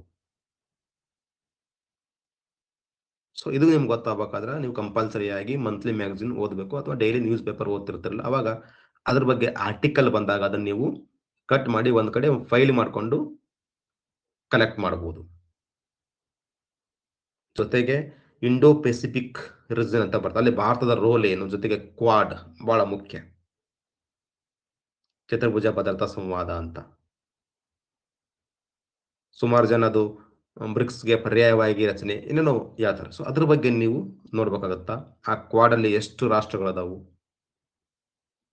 ಅವರು ಯಾವ ಗುರಿಯೊಂದಿಗೆ ಅದನ್ನು ರಚನೆ ಮಾಡಿದ್ರು, ಅದ್ರ ಬಗ್ಗೆ ನೀವು ನಿಮ್ಮ ಗಮನವನ್ನ ಕೇಂದ್ರೀಕರಣ ಮಾಡಿ ಅಧ್ಯಯನವನ್ನ ಮಾಡಬೇಕಾಗತ್ತ. ಸರಿ ಸರ್, ಹಾಗಾದ್ರೆ ಈ ಅಂತಾರಾಷ್ಟ್ರೀಯ ಸಂಬಂಧಗಳಿಗೆ ಪಟ್ಟಂತೆ ನಾವು ಕನ್ನಡ ಮತ್ತು ಇಂಗ್ಲಿಷ್ ಮಾಧ್ಯಮದಲ್ಲಿ ಯಾವ ಬುಕ್ ಓದಿದರೆ ಸೂಕ್ತ ಅಂತ ಪ್ರಶ್ನೆ ನಿಮ್ದು. ಹಾಗಾದ್ರೆ ಇಲ್ಲಿ ಕೂಡ ಅಷ್ಟೇ, ಅಂತಾರಾಷ್ಟ್ರೀಯ ಸಂಬಂಧಗಳಂತ ಎನ್ ಆಲಪ್ಪ ಬರೆದಿರ್ತಕ್ಕಂಥ ಒಂದು ಸಪರೇಟ್ ಬುಕ್ ಇದೆ. ಅದು ಸಮಗ್ರ ರಾಜ್ಯಶಾಸ್ತ್ರನೂ ಅಲ್ಲ, ಕೆಸೆಟ್ ವಿಶೇಷಾಂಕನೂ ಅಲ್ಲ, ಅವು ಇದೆ ಓಕೆ, ಬಟ್ ಓನ್ಲಿ ಅಂತಾರಾಷ್ಟ್ರೀಯ ಸಂಬಂಧಗಳಂತಾನೆ ಒಂದು ಬುಕ್ ಇದೆ ಬೈ ಎನ್ ಆಲಪ್ಪ. ಅದನ್ನು ನೀವು ನೋಡಬಹುದು. ಜೊತೆಗೆ ನಾವು ಇಂಗ್ಲಿಷ್ ಮೀಡಿಯಂ ಅಂತ ಬಂದಾಗ ಇಂಟರ್ನ್ಯಾಷನಲ್ ರಿಲೇಷನ್ಸ್ ಬಗ್ಗೆ ಸಾಕಷ್ಟು ಬುಕ್ಸ್ ಸಿಗ್ತವೆ ಇಂಗ್ಲಿಷ್ ಮೀಡಿಯಮಲ್ಲಿ. ಬಟ್ ನೀವು ಆ ಬುಕ್ಸ್ ತಗೊಂಡಾಗ ಈ ಪಠ್ಯಕ್ರಮಕ್ಕೆ ಅನುಗುಣವಾಗಿ ನೀವು ಅದನ್ನು ನೋಡ್ಬೇಕಾಗುತ್ತೆ, ಯಾಕಂದ್ರೆ ಬಹಳ ಹೆವಿ ಇರತಕ್ಕಂಥ ಸಿಲೆಬಸ್ ಇದು. ಈ ಮುಂಚೆ ಅಂತಾರಾಷ್ಟ್ರೀಯ ಸಂಬಂಧವನ್ನು ಪ್ರತ್ಯೇಕವಾಗಿ ನೋಡ್ತಾ ಇದ್ರು, ಈಗ ರಾಜ್ಯಶಾಸ್ತ್ರದ ಒಂದು ಬ್ರಾಂಚ್ ಆಗಿ ನಾವು ಸ್ಟಡಿ ಮಾಡ್ತಾ ಇದ್ದೀವಿ. ಉದಾಹರಣೆ ಇಂಟರ್ನ್ಯಾಷನಲ್ ರಿಲೇಷನ್ಸ್ ಅಂತ ಬಂದಾಗ PU ಘೋಷ್ ಇರ್ಬೋದು, ಅಥವಾ VK ಮಲ್ಹೋತ್ರಾ ಅಂತ ಒಂದಿಷ್ಟು ಬುಕ್ ಸಿಗುತ್ತೆ, ಅದನ್ನು ನೀವು ರೆಫರ್ ಮಾಡಬಹುದು. ಜೊತೆಗೆ ಬಹಳ ಮುಖ್ಯವಾಗಿ ನೀವು ಅಬ್ಸರ್ವ್ ಮಾಡ್ತಾ ಇದ್ದೀರಿ, ಈ ಅಂತಾರಾಷ್ಟ್ರೀಯ ಸಂಬಂಧಗಳು ಕಾನ್ಸೆಪ್ಟು ಕರೆಂಟ್ ಅಫೇರ್ಸ್ ಜೊತೆಗೆ ಲಿಂಕ್ ಆಗುತ್ತೆ. ಈಗ ಉದಾಹರಣೆ ನಾವು ಸಾರ್ಕ್ ಬಗ್ಗೆ ಸಾಕಷ್ಟು ಓದಿರ್ತೀವಿ, ಬಟ್ ಸಾರ್ಕ್ ರಿಲೇಟೆಡ್ ಆಗಿ ಕರೆಂಟ್ ಅಫೇರ್ಸ್ ಬಗ್ಗೆ ಅವ್ರು ಫೋಕಸ್ ಮಾಡ್ತಾರೆ. ಉದಾಹರಣೆ, ನಾವು ನೇಮಕಾತಿ ಪರೀಕ್ಷೆ ಬರೆದಾಗ ನಮಗೆ ಕೇಳಿದ್ರು ಇತ್ತೀಚೆಗೆ ಯಾರು ಸಾರ್ಕ್ ಯಾತ್ರೆಯನ್ನು ಆರಂಭ ಮಾಡಿದ್ರು ಅಂತ.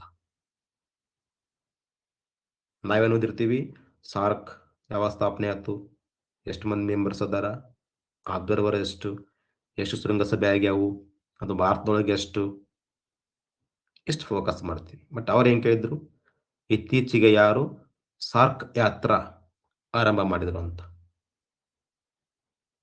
ಸೊ ಆ ಪ್ರಶ್ನೆಗೆ ನಾನು ಕೂಡ ರಾಂಗ್ ಆಗಿ ಬಂದಿದ್ದೆ. ಯಾಕೆ ಹೇಳ್ರಿ, ನಾವು ಕರೆಂಟ್ ಅಫೇರ್ಸ್ ರಿಲೇಟೆಡ್ ಆಗಿ ಆ ವಿಷಯದ ಮೇಲೆ ಫೋಕಸ್ ಮಾಡಿರೋದಿಲ್ಲ. ಸೊ ನಾವು ಮಾಡಿರ್ತಕ್ಕಂಥ ತಪ್ಪನ್ನ ನೀವು ಮಾಡಬೇಡ್ರಿ. ಈ ಅಂತಾರಾಷ್ಟ್ರೀಯ ಸಂಬಂಧಗಳಿಗೆ ನೀವು ನಿಮ್ಮ ಪಠ್ಯ ಪುಸ್ತಕವನ್ನ ಓದೋದು ಎಷ್ಟು ಇಂಪಾರ್ಟೆಂಟೋ, ಅದೇ ರೀತಿಯಾಗಿ ನೀವು ಕರೆಂಟ್ ಅಫೇರ್ಸ್ ಲಿಂಕ್ ಮಾಡ್ಕೊಂಡು ಓದೋದು ಕೂಡ ಅಷ್ಟೇ ಮುಖ್ಯ. ಉದಾಹರಣೆ ಜಸ್ಟ್ ಏನಲ್ಲ, ಈಗೇನು ರಷ್ಯಾದ ಅಧ್ಯಕ್ಷರು ವಿಸಿಟ್ ಮಾಡಿದ್ರಲ್ಲ, ಆ ಟೈಮಲ್ಲಿ ಏನಾಯಿತು ಅದು ನಿಮ್ಮ ಎನ್4 ಬುಕ್ ಅಲ್ಲಿ ಅದು ಇರಲ್ಲ. ಅದರ ಬಗ್ಗೆ ನೀವು ಅಧ್ಯಯನವನ್ನ ಮಾಡಬೇಕಾಗುತ್ತೆ. ಈ ರೀತಿಯಾಗಿ ನಾವು ಒಟ್ಟಾರೆಯಾಗಿ 2 ಅವಧಿಯೊಳಗ ನಿಮ್ಮ ಡಿಗ್ರಿ ಕಾಲೇಜ್ ಸಿಲೆಬಸ್ ಅನ್ನ ವಿಶ್ಲೇಷಣೆ ಮಾಡಿದ್ವಿ. ಒಂದ್ ನಿಮ್ ಗಮನಕ್ಕಿರಲಿ, ಇಲ್ಲಿ ಅಬ್ಸರ್ವ್ ಮಾಡ್ತಾ ಇದ್ರಿ ನೀವು 5 ಯೂನಿಟ್ ಇದೆ, 5 ಘಟಕ ಇದೆ. ನಿಮ್ಮ ನೇಮಕಾತಿಯಲ್ಲಿ 125 ಪ್ರಶ್ನೆ ಇರುತ್ತೆ ನಿಮಗೆ, 125 ಕ್ವಶನ್ಸ್. ನಾವು ಏನು ಗೆಸ್ ಮಾಡ್ತೀವಂದ್ರ 5 ಘಟಕ ಇಂಟು 25 ಅಂದ್ರೆ ಒಂದು ಘಟಕದಿಂದ ಅವರು ಇಂಟು ಅಲ್ಲ, ಎಸ್ ಇಂಟು 25 ಅಂದ್ರೆ ಅವರು ಒಂದು ಘಟಕದಿಂದ 25 ಪ್ರಶ್ನೆಗಳನ್ನ ಕ್ರಿಯೇಟ್ ಮಾಡಿದ್ರೆ 125 ಪ್ರಶ್ನೆಗಳಾಗುತ್ತೆ. ಅಂದ್ರೆ ಒಂದು ಉತ್ತಮ ರೀತಿಯಲ್ಲಿ ಪ್ರಶ್ನೆ ಪತ್ರಿಕೆಯನ್ನ ಸೆಟ್ ಮಾಡಿದ್ರೆ ಇದೇ ರೀತಿ ಮಾಡ್ಬೇಕು ಅವರು. ಅಂದ್ರೆ ಎಲ್ಲಾ ಯೂನಿಟ್ಗೆ ಈಕ್ವಲ್ ವೇಟೇಜ್ ಕೊಡಬೇಕು. ಯಾವುದೋ ಒಂದು ಚಾಪ್ಟರ್ ಅಲ್ಲಿ ಒಂದು 30 ಪ್ರಶ್ನೆ ಕೇಳಿ ಮತ್ತೊಂದು ಚಾಪ್ಟರ್ ಅಲ್ಲಿ ಕೇವಲ 10 ಪ್ರಶ್ನೆ ಕೇಳೋದು, 15 ಕೇಳೋದು ಮಾಡಿದ್ರ ಬಹಳ ಅನ್ಸೈಂಟಿಫಿಕ್ ಆಗುತ್ತೆ. ಸೊ ನೀವು ಇದೇ ತರ ಫೋಕಸ್ ಮಾಡ್ರಿ. ಅಂದ್ರೆ ಎಲ್ಲಾ ಘಟಕಕ್ಕೆ ಸಮಾನವಾದ ಆದ್ಯತೆ ಕೊಡ್ರಿ. ನಾವೇನ್ ಮಾಡ್ತೀವಿ, ಈಸಿ ಇರ್ತಕ್ಕಂಥ ಸಬ್ಜೆಕ್ಟ್ಗೆ ಜಾಸ್ತಿ ಫೋಕಸ್ ಮಾಡಿ ಟಫ್ ಇರ್ತಕ್ಕಂಥದ್ದು ಬಿಟ್ಟು ಬಿಡ್ತೀವಿ. ಮತ್ ನೀವು ವಿಶ್ಲೇಷಣೆ ಮಾಡ್ಕೊಡ್ರಿ. ಇದೇನು ಎಕ್ಸಾಂಪಲ್ ಹೇಳಿದ್ವಲ್ಲ, ಫಸ್ಟ್ ಚಾಪ್ಟರ್ ಏನ್ ಹೇಳ್ರಿ, political theory and political thought. Second chapter comparative politics and analysis. Third chapter Indian government and politics. Fourth chapter public administration. Fifth international relations. 5 ಒಂದ್ ಕಡೆ ಬರ್ಕೊಡ್ರಿ. ಈ 5ರಲ್ಲಿ ನಿಮ್ಗೆ ಯಾವ ಟಾಪಿಕ್ ಮೇಲೆ ಜಾಸ್ತಿ ಗ್ರಿಪ್ ಇದೆ, ನಿಮ್ಗೆ ಯಾವ್ದು ಈಸಿ ಅನಿಸ್ತಾ ಇದೆ, ಇಲ್ಲ ಈ ಘಟಕದಲ್ಲಿ ನಾನು ಅತ್ಯುತ್ತಮ ಅಂಕಗಳನ್ನ ಪಡೆಯಬಲ್ಲೆ, ಅದಕ್ಕೆ ರ್ಯಾಂಕ್ ಕೊಟ್ಕೊಂತ ಹೋಗ್ರಿ. ಫಸ್ಟ್ ನೀವು ಯಾವ್ದ್ರ ನಿಮ್ಮಲ್ಲಿ ಜಾಸ್ತಿ ಹಿಡಿತಾ ಇದ್ ನಿಮ್ಗ 5 ಘಟಕ ಬರ್ಕೊಡ್ರಿ, ಪ್ರಿಫರೆನ್ಸ್ ಕೊಟ್ಟಿಲ್ಲ. ಎಕ್ಸಾಂಪಲ್, ನಾನು ಈ ಸಾರ್ವಜನಿಕ ಆಡಳಿತದಲ್ಲಿ ಎಕ್ಸ್ಪರ್ಟ್ ಅದೇ ಅಂದಾಗ ಅದ್ರ ಮುಂದೆ 1 ಕೊಟ್ಕೊಡ್ರಿ ನೀವು. ನೆಕ್ಸ್ಟ್ ಉದಾಹರಣೆ, ನಾ ಪೊಲಿಟಿಕಲ್ ಥಿಯರಿ ಮತ್ತು ಪೊಲಿಟಿಕಲ್ ಥಾಟ್ ಅಲ್ಲಿ ಸೆಕೆಂಡ್ ಪ್ಲೇಸ್ ಅಲ್ಲಿ ಇದ್ದೀನಿ. ಈ ತರ ರ್ಯಾಂಕ್ ಕೊಟ್ಕೊಂತ ಬಂದು ಲಾಸ್ಟ್ ಪ್ಲೇಸ್ ಯಾವ್ದು ಬರ್ತಲ್ಲ ಅಲ್ಲಿ ಜಾಸ್ತಿ ಫೋಕಸ್ ಮಾಡ್ರಿ. ಇದು ಒಬ್ಬರಿಂದ ಒಬ್ಬರಿಗೆ ಡಿಫ್ರೆನ್ಸ್ ಆಗುತ್ತೆ, ಎಲ್ಲರೂ ಸೇಮ್ ಇರಲ್ಲ. ಎಕ್ಸ್ಪರ್ಟ್ಸ್ ಇದು ಸ್ಪೆಷಲೈಸೇಷನ್ ಡಿಫ್ರೆಂಟ್ ಇರುತ್ತೆ. ಸೊ ಆ ರೀತಿ ಮಾಡಿದಾಗ ನೀವು ಯಾವ ವಿಷಯದಲ್ಲಿ ಜಾಸ್ತಿ ಇನ್ನೂ ಓದಬೇಕಂತ ನಿಮಗೇನು ಆತ್ಮಾವಲೋಕನ ಮಾಡ್ಕೋತಿರಲ್ಲ, ಆ ವಿಷಯದ ಮೇಲೆ ನೀವು ಜಾಸ್ತಿ ಗಮನವನ್ನ ಕೇಂದ್ರೀಕರಿಸಿದ್ದೇ ಆದರೆ ನಿಮ್ಮ ನೇಮಕಾತಿ ಖಚಿತ. ಉದಾಹರಣೆ, ನಾನು ಕೂಡ ಅಧ್ಯಯನ ಮಾಡ್ಬೇಕಾದ್ರೆ ಇದೇ ರೀತಿ ಮಾಡಿದೆ. ಈ ರೀತಿ ಮಾಡಿದಾಗ ನನಗೆ ಜಾಸ್ತಿ ಕನ್ಫ್ಯೂಸ್ ಆಗ್ತಕ್ಕಂಥದ್ದು ಟಫ್ ಅನ್ನೋದಕ್ಕಿಂತ ಗೊಂದಲ ಆಗ್ತಿತ್ತು ಬಹಳ. ಎಷ್ಟು ಬಾರಿ ಓದಿದ್ರು ಕೂಡ ಗೊಂದಲ. ನನಗೆ ಜಾಸ್ತಿ ಗೊಂದಲ ಆಗ್ತಕ್ಕಂಥದ್ದು ವೆಸ್ಟರ್ನ್ ಪೊಲಿಟಿಕಲ್ ಥಾಟ್ ಆಗ್ತಿತ್ತು ನಾವು ಓದ್ತಕ್ಕಂಥ ಟೈಮಲ್ಲಿ. ನಾ ಇಂಡಿಯನ್ ಗವರ್ಮೆಂಟ್ ಅಂಡ್ ಪಾಲಿಟಿಕ್ಸ್ ಅಂತೂ ಓದ್ಲೇ ಇಲ್ಲ ಜಾಸ್ತಿ. ಲಾಸ್ಟ್ ಪ್ಲೇಸ್ ಅಲ್ಲಿ ಇಟ್ಟಿದ್ದೆ, ಫಸ್ಟ್ ಪ್ಲೇಸ್ ಅಲ್ಲಿ ಇತ್ತದು, ಓದೇ ಇಲ್ಲ ಅದನ್ನ ಜಾಸ್ತಿ. ನಾನ್ ಲಿಸ್ಟ್ ಮಾಡಿದಾಗ ಲಾಸ್ಟ್ ಪ್ಲೇಸ್ ಅಲ್ಲಿ ಇದ್ದಿದ್ದು ವೆಸ್ಟರ್ನ್ ಪೊಲಿಟಿಕಲ್ ಥಾಟ್, ಇಂಡಿಯನ್ ಅಲ್ಲ ವೆಸ್ಟರ್ನ್ ಪೊಲಿಟಿಕಲ್ ಥಾಟ್. ಯಾಕಂದ್ರೆ ಪ್ಲೇಟನ್ ಬಗ್ಗೆ ಸಾಕಷ್ಟು ಓದಿದ್ದು, 3-4 ಬುಕ್ ಓದಿದ್ವಿ. ಅದೇ ಪ್ಲೇಟನ್ ಬಗ್ಗೆ ಕ್ವಶನ್ ಬಂದಾಗ ಕನ್ಫ್ಯೂಸ್ ಆಗ್ತಿತ್ತು, ನಾ ಇನ್ನೂ ಓದಿನೇ ಇಲ್ಲಪ್ಪ. ಅವತ್ತೇ ಡಿಸೈಡ್ ಮಾಡಿದೆ, ನಾನು ಹೇಗಾದ್ರೂ ಮಾಡಿ ವೆಸ್ಟರ್ನ್ ಪೊಲಿಟಿಕಲ್ ಥಾಟ್ ಅಲ್ಲಿ ಎಷ್ಟೇ ಪ್ರಶ್ನೆ ಬರಲಿ ಅದನ್ನ ಔಟ್ ಆಫ್ ಔಟ್ ಮಾಡಲೇಬೇಕು ಅಂತ. ಅದನ್ನು ಮಾಡಿ ಕೂಡ ಬಿಟ್ಟೆ ನಾನು. ಆ ವೆಸ್ಟರ್ನ್ ಪೊಲಿಟಿಕಲ್ ಥಾಟ್ ಬಗ್ಗೆ ಪ್ಲೇಟೋ ಇಂದ ಆರಂಭ ಆಗಿ ಕಾರ್ಲ್ ಮಾರ್ಕ್ಸ್ ವರೆಗೆ ಎಷ್ಟು ಜನ ಇದ್ರಲ್ಲ ಎಲ್ಲರ ಬಗ್ಗೆ ಒಂದು ಕ್ವಶನ್ ಇದ್ದು ನಮ್ಮ ನೇಮಕಾತಿಯಲ್ಲಿ. ಎಲ್ಲಾ ಕ್ವಶನ್ಗೂ ರೈಟ್ ಆಗಿತ್ತು ನಂದು. ನಾನು ಅಧ್ಯಯನ ಮಾಡ್ಬೇಕಾದ್ರೆ ಜಾಸ್ತಿ ಫೋಕಸ್ ಮಾಡಿರ್ತಕ್ಕಂಥ ಟಾಪಿಕ್ ಅದು. ಯಾಕಂದ್ರೆ ಸಾರ್ವಜನಿಕ ಆಡಳಿತ ನಾವು KS ಎಕ್ಸಾಮ್ ಅಲ್ಲಿ ಮೇನ್ ಎಕ್ಸಾಮ್ ತಗೊಂಡಿದ್ವಿ, ಅದು ನನಗೆ ಪ್ರಾಬ್ಲಮ್ ಇರಲಿಲ್ಲ. ಇಂಡಿಯನ್ ಗವರ್ಮೆಂಟ್ ಪ್ರಾಬ್ಲಮ್ ಇರಲಿಲ್ಲ. ಇಂಟರ್ನ್ಯಾಷನಲ್ ರಿಲೇಷನ್ಸ್ ಅಂತೂ ನಾವು ಕರೆಂಟ್ ಅಫೇರ್ಸ್ ಅಲ್ಲಿ ನೋಡ್ತಾ ಇದ್ವಿ. ಸ್ವಲ್ಪ ನಮಗ ಈ ಕಂಪೇರ್ಡ್ ಗವರ್ಮೆಂಟ್ ಅಂಡ್ ಪಾಲಿಟಿಕ್ಸ್ ಕೂಡ ಸ್ವಲ್ಪ ಹೆವಿ ಅನಿಸ್ತಿತ್ತು, ಬಟ್ ಇಂಟ್ರೆಸ್ಟ್ ಇತ್ತು ಅದು. ಕಂಪೇರ್ಡ್ ಗವರ್ಮೆಂಟ್ ಅಂಡ್ ಪಾಲಿಟಿಕ್ಸ್ ಅಂತೂ ಬಹಳ ಇಂಟ್ರೆಸ್ಟಿಂಗ್ ಸಬ್ಜೆಕ್ಟ್ ಅದು. ಯಾಕಂದ್ರೆ ನಾವು ಒಂದು ದೇಶದ ಪೊಲಿಟಿಕಲ್ ಸಿಸ್ಟಮ್ ಅನ್ನ ಮತ್ತೊಂದು ದೇಶಕ್ಕೆ ಕಂಪೇರ್ ಮಾಡ್ತೀವಲ್ಲ, ಬಹಳ ಖುಷಿ ಅನ್ಸುತ್ತೆ ಅದು. ಅದಕ್ಕೋಸ್ಕರ ಇದು ನನ್ನ ಅನುಭವದ ಮಾತು. ನೀವು ಕೂಡ ಆ ರೀತಿ 5 ಚಾಪ್ಟರ್‌ಗೆ ರ್ಯಾಂಕ್ ಕೊಟ್ಕೊಂತ ಹೋಗ್ರಿ. ಇಲ್ಲ ಈ ಚಾಪ್ಟರ್‌ಲಿ ನನ್ನ ಪ್ಲೇಸ್ ಇಷ್ಟಿದೆ. ಲಾಸ್ಟ್ ಪ್ಲೇಸಲ್ಲಿ ಯಾವ್ದು ಬರ್ತಲ್ಲ ಅದಕ್ಕೆ ಜಾಸ್ತಿ ಸಮಯವನ್ನ ನೀವು ಖರ್ಚು ಮಾಡ್ರಿ. ಇದು ಒಬ್ಬರಿಂದ ಒಬ್ಬರಿಗೆ ಡಿಫರೆಂಟ್ ಇರುತ್ತೆ. ಸೊ ನೀವು ಈ ವಿಷಯದೊಳಗೆ ಯಾರನ್ನೂ ಕೂಡ ಫಾಲೋ ಮಾಡಬೇಡಿ. ನಿಮ್ಮದೇ ಒಂದು ಓನ್ ಡಿಸಿಷನ್ ಇರಲಿ. ಬಹಳ ಆ, ಅತ್ಯುತ್ತಮ ಹುದ್ದೆಗೆ ನೀವು ಪ್ರಿಪೇರ್ ಆಗ್ತಾ ಇದ್ದೀರಿ. ತುಂಬಾ ಒಂದು ಅತ್ಯುನ್ನತ ಪೋಸ್ಟ್ ಇದು. ಸೊ ನಮ್ಮ ಪ್ರಯತ್ನ ಕೂಡ ಅದೇ ರೀತಿ ಇರಬೇಕು. ಜೊತೆಗೆ ನಿಮಗೆಲ್ಲ ಗೊತ್ತು, ಡಿಗ್ರಿ ಕಾಲೇಜ್ ಅಸಿಸ್ಟೆಂಟ್ ಪ್ರೊಫೆಸರ್ ಅಂತಂದ್ರೆ UGC ಸ್ಕೇಲ್, ಒಳ್ಳೆ ಸ್ಯಾಲರಿ ಇರುತ್ತಾ. ವಾರಕ್ಕೆ 16 ಗಂಟೆ ಮಾತ್ರ ನಿಮಗೆ ಪಾಠ ಇರುತ್ತೆ ಅಷ್ಟೇ. 4 ದಿವಸ 3 ಪೀರಿಯಡ್ ಬರುತ್ತೆ, 2 ದಿವಸ ಕೇವಲ 2 ಪೀರಿಯಡ್ ಬರುತ್ತೆ. ಜೊತೆಗೆ ಇನ್ನೇನು ಈಗ ಆಲ್ರೆಡಿ ಕೇಂದ್ರ ವೇತನ ಆಯೋಗ ರಚನೆಯಾಗಿದೆ. 2026 ಜನವರಿ 1ರಿಂದ ಆ ಒಂದು ನ್ಯೂ ಸ್ಕೇಲ್ ಸಿಗುತ್ತೆ. ಸೊ ಇವಾಗಲೇ 7th ಪೇದಲ್ಲಿನೇ ಒಬ್ಬ ನ್ಯೂ ಕಮ್ಮರ್ ಅಂದ್ರೆ ಹೊಸದಾಗಿ ನೇಮಕಾತಿ ಆದವರಿಗೆ ಗ್ರಾಸ್ ಗ್ರಾಸ್ ಸ್ಯಾಲರಿ 94,000 ಇದೆ. ಈಗ ಎಂಟ್ರಿ ಸ್ಕೇಲ್ ಇದು. ಇಲ್ಲ 8ನೇ ಕಮಿಷನ್ ಇಂಪ್ಲಿಮೆಂಟ್ ಆದರೆ ಒಂದು ಅಂದಾಜಿನ ಪ್ರಕಾರ ಹೊಸದಾಗಿ ಅಪಾಯಿಂಟ್ ಆಗಿ ಬರ್ತಕ್ಕಂಥ ವ್ಯಕ್ತಿಗೇನೆ ಕನಿಷ್ಠ 130 ರಿಂದ 140 ಸ್ಯಾಲರಿ ಸಿಗುತ್ತೆ ಕ್ರಾಸ್. ಬೇಸಿಕ್ಗೆ ಅಬೋ 120 ಹೋಗುತ್ತೆ. ಸೊ ಹಾಗಾಗಿ ಅಂತ ಪೋಸ್ಟ್ ಇದೆ. ಆ ಪೋಸ್ಟ್ ನಿಮಗೆ ಸಿಗಬೇಕಂದ್ರೆ ನಿಮ್ಮ ಪ್ರಾಮಾಣಿಕ ಪ್ರಯತ್ನ, ನಿಮ್ಮ ಆತ್ಮವಿಶ್ವಾಸ, ನಿಮ್ಮ ಛಲ, ನಿಮ್ಮ ಸಮಯ ಪ್ರಜ್ಞೆ, ನಿಮ್ಮ ಎಲ್ಲಕ್ಕಿಂತ ಮುಖ್ಯವಾಗಿ ನಿಮ್ಮ ಮೇಲೆ ನಿಮ್ಮ ನಂಬಿಕೆ. ಸೊ ಅಷ್ಟು ಒಂದು ಶಿಸ್ತುಬದ್ಧ ಅಧ್ಯಯನ ಮಾಡ್ರಿ. ಪ್ರತಿದಿನ ಮೋಟಿವೇಶನ್ ಆಗ್ತಕ್ಕಂಥ ಯಾವುದಾದ್ರೂ ಒಂದು ವಿಡಿಯೋ ಕೇಳ್ರಿ. ಸಾಧ್ಯ ಆದರೆ ನೀವು ಓದ್ತಕ್ಕಂಥ ಕೊಠಡಿಯಲ್ಲಿ ಪ್ರಮುಖ ಸಾಧಕರ ಒಂದು ಮೋಟಿವೇಶನ್ ಕೋಟ್ಸ್ ಇರುತ್ತಲ್ಲ, ಅದನ್ನ ಪೇಸ್ಟ್ ಮಾಡ್ರಿ. ಯಾವುದೂ ಬೇಡ. ಸ್ವಾಮಿ ವಿವೇಕಾನಂದ ಒಂದು ಮಾತಾಡ್ತಾರೆ ಒಂದು ಕಡೆ. ಏನ್ ಹೇಳ್ತಾರಂದ್ರೆ, ನಮ್ಮ ಮುಖವನ್ನ ಕನ್ನಡಿ ಮುಂದೆ ತೋರಿಸಿ ಒಂದು ಮಾತಾಡ್ಬೇಕಂತ ನಾವು.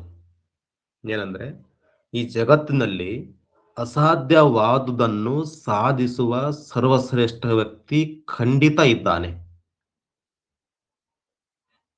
ಆ ವ್ಯಕ್ತಿ ಬೇರೆ ಯಾರೂ ಅಲ್ಲ, ನಾನೇ ಅನ್ಕೋಬೇಕು ನಾವು ಪ್ರತಿ ದಿವಸ. ಮೊನ್ನೆ ಅವ್ರ ಬಗ್ಗೆ ಅಧ್ಯಯನ ಮಾಡ್ತಾ ಇದ್ದೆ. ಒಂದು ನಿಮಿಷ ಹೇಳಿ ನಾ ಕ್ಲಾಸ್ ಎಂಡ್ ಮಾಡ್ತೀನಿ. ಸ್ವಾಮಿ ವಿವೇಕಾನಂದರ ತಂದೆ ವಿಶ್ವನಾಥ ದತ್ತ ಗೊತ್ತ ನಮಗೆಲ್ಲ, ಬಹಳ ರಿಚ್ ಪರ್ಸನ್. ಅವರು ಹಣದಲ್ಲಿ ಸಂಪತ್ತಿನಲ್ಲಿ ಎಷ್ಟು ರಿಚ್ ಇದ್ರೋ ಅದಕ್ಕಿಂತ ಡಬಲ್ ಆಗಿ ಮನಸ್ಸಲ್ಲಿ ಇದ್ರವರು. ಇರ್ತಕ್ಕಂಥ ದುಡ್ಡಿರ್ಬೋದು, ಸಂಪತ್ತಿರ್ಬೋದು, ಬಡಬಗ್ಗರಿಗೆ ದಾನ ಮಾಡಿಬಿಡ್ತಿದ್ರು. ಅದನ್ನು ವಿವೇಕಾನಂದ ನೋಡ್ತಾರೆ ಪ್ರತಿ ದಿವಸ. ಅವರಪ್ಪ ಎಲ್ಲ ಬಡ ಜನರಿಗೆ, ದೀನದಲಿತರಿಗೆ ಏನಕ್ಕೆ ಎಲ್ಲ ಕೊಡ್ತಾ ಇದ್ರು. ಅದನ್ನ ವಿವೇಕಾನಂದ ಬಾಲಕ ಇದ್ದಾಗ ನೋಡ್ತಾನೆ, ಇನ್ನ ಯುವಕ ಇದ್ದ.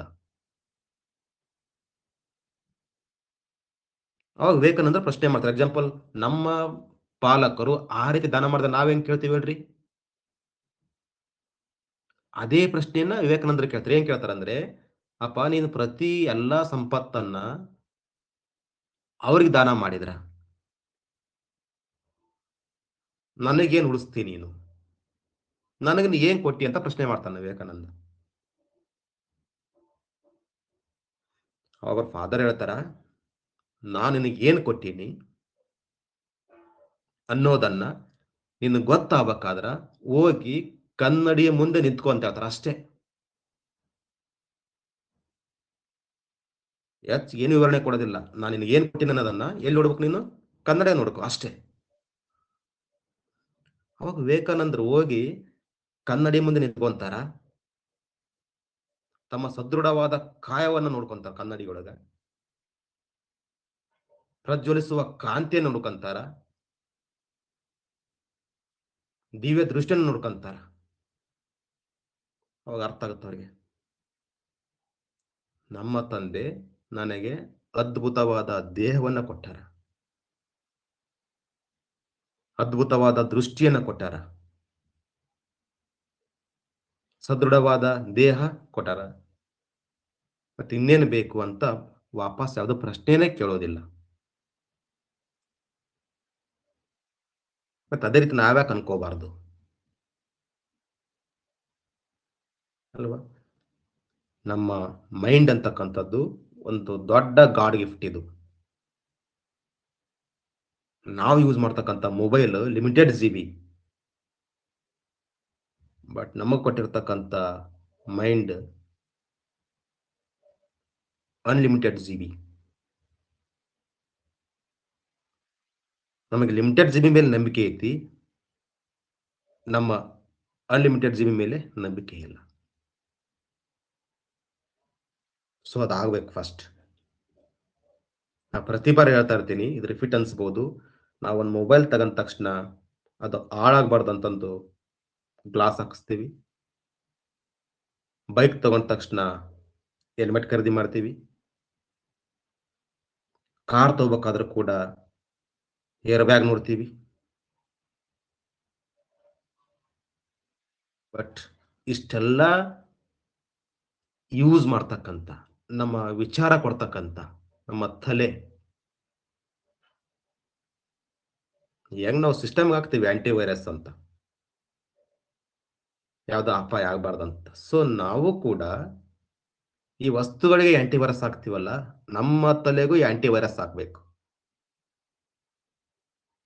ಆಂಟಿ ವೈರಸ್ ಮೀನ್ಸ್ ನನ್ನ ಮೆದುಳಿಗೆ ಅನವಶ್ಯಕ ವಿಷಯಗಳು ಬರ್ತಾವಲ್ಲ, ಅವೇ ವೈರಸ್. ನಮ್ಮ ತಲೆಗೆ ಬರ್ತಕ್ಕಂಥ ಅನವಶ್ಯಕ ವಿಷಯಗಳು, ಸಂಗತಿಗಳು, ಬೇಡವಾದ ಸಂಗತಿಗಳೇ ನಮ್ಮ ಸ್ಮೃತಿಯ ನಾಶಕ್ಕೆ ಕಾರಣ ಆಗುತ್ತೆ. ಸೊ ನಾವು ನಿರ್ಧಾರ ಮಾಡಬೇಕು, ನಾವು ಯಾವ ರೀತಿ ಈಗ ಆಂಟಿ ವೈರಸ್ ಹಾಕ್ತೀವಲ್ಲ, ನಮ್ಮ ಮೆದುಳಿಗೆ, ನಮ್ಮ ಮನಸ್ಸಿಗೂ ಕೂಡ ಒಂದು ಆಂಟಿ ವೈರಸ್ ಅನ್ನು ನಾವು ಸುತ್ತ ಹಾಕೋಬೇಕು. ತಾವು ಕೂಡ ಸುಮಾರು ಜನ ಸೈಕಾಲಜಿಯಲ್ಲಿ ಓದಿರ್ತೀರಿ, ಶೈಕ್ಷಣಿಕ ಮನೋವಿಜ್ಞಾನದಲ್ಲಿ ಬರುತ್ತೆ. ಮರೆವಿಗೆ ಮುಖ್ಯ ಕಾರಣ ನಮ್ಮ ಮನಸ್ಸಿಗೆ, ನಮ್ಮ ಮೆದುಳಿಗೆ ಅನವಶ್ಯಕ ವಿಷಯಗಳ ಹಸ್ತಕ್ಷೇಪವೇ ಫಸ್ಟ್ ಫ್ಯಾಕ್ಟರ್ ಆಗಿ ವರ್ಕ್ ಆಗುತ್ತೆ ಅಲ್ಲಿ. ಸೊ ಆ ರೀತಿ ನೀವು ಅಧ್ಯಯನ ಮಾಡಿ ಯಶಸ್ಸನ್ನ ಸಾಧಿಸಿ ಅಂತ ಹೇಳುತ್ತಾ ಈ ತರಗತಿಯನ್ನ ಮುಕ್ತಾಯ ಮಾಡ್ತಾ ಇದ್ದೇನೆ. ಈ ಸಿಲೆಬಸ್ ಇದೇ ತರ ನಿಮ್ಮ ನೇಮಕಾತಿ ಇರ್ಬೋದು, ಅಥವಾ ಸ್ವಲ್ಪ ಬದಲಾವಣೆ ಆದ್ರೂ ಕೂಡ ಆಗ್ಬೋದು. ಬದಲಾವಣೆ ಆದ್ರೂ ಕೂಡ ಬಹಳ ಪ್ರಮಾಣದಲ್ಲಿ ಅಂತೂ ಆಗೋದಿಲ್ಲ. ಅದು ಒಂದು ತಮ್ಮದು ಗಮನಕ್ಕಿರಲಿ. ಮತ್ತೆ ನಾವು ಮುಂದಿನ ತರಗತಿಯಲ್ಲಿ ಬೇರೆ ಟಾಪಿಕ್ ಒಂದಿಗೆ ಭೇಟಿ ಆಗೋಣ. ಸರ್ವರಿಗೂ ಯಶಸ್ಸು ಸಿಗಲಿ, ಸರ್ವರಿಗೂ ಶುಭ ಆಗಲಿ. ಸರ್ವರಿಗೂ ಕೂಡ ನಮ್ಮ ಚಾಣಕ್ಯ ವೇದಿಕೆಯ ವತಿಯಿಂದ ಶುಭರಾತ್ರಿ.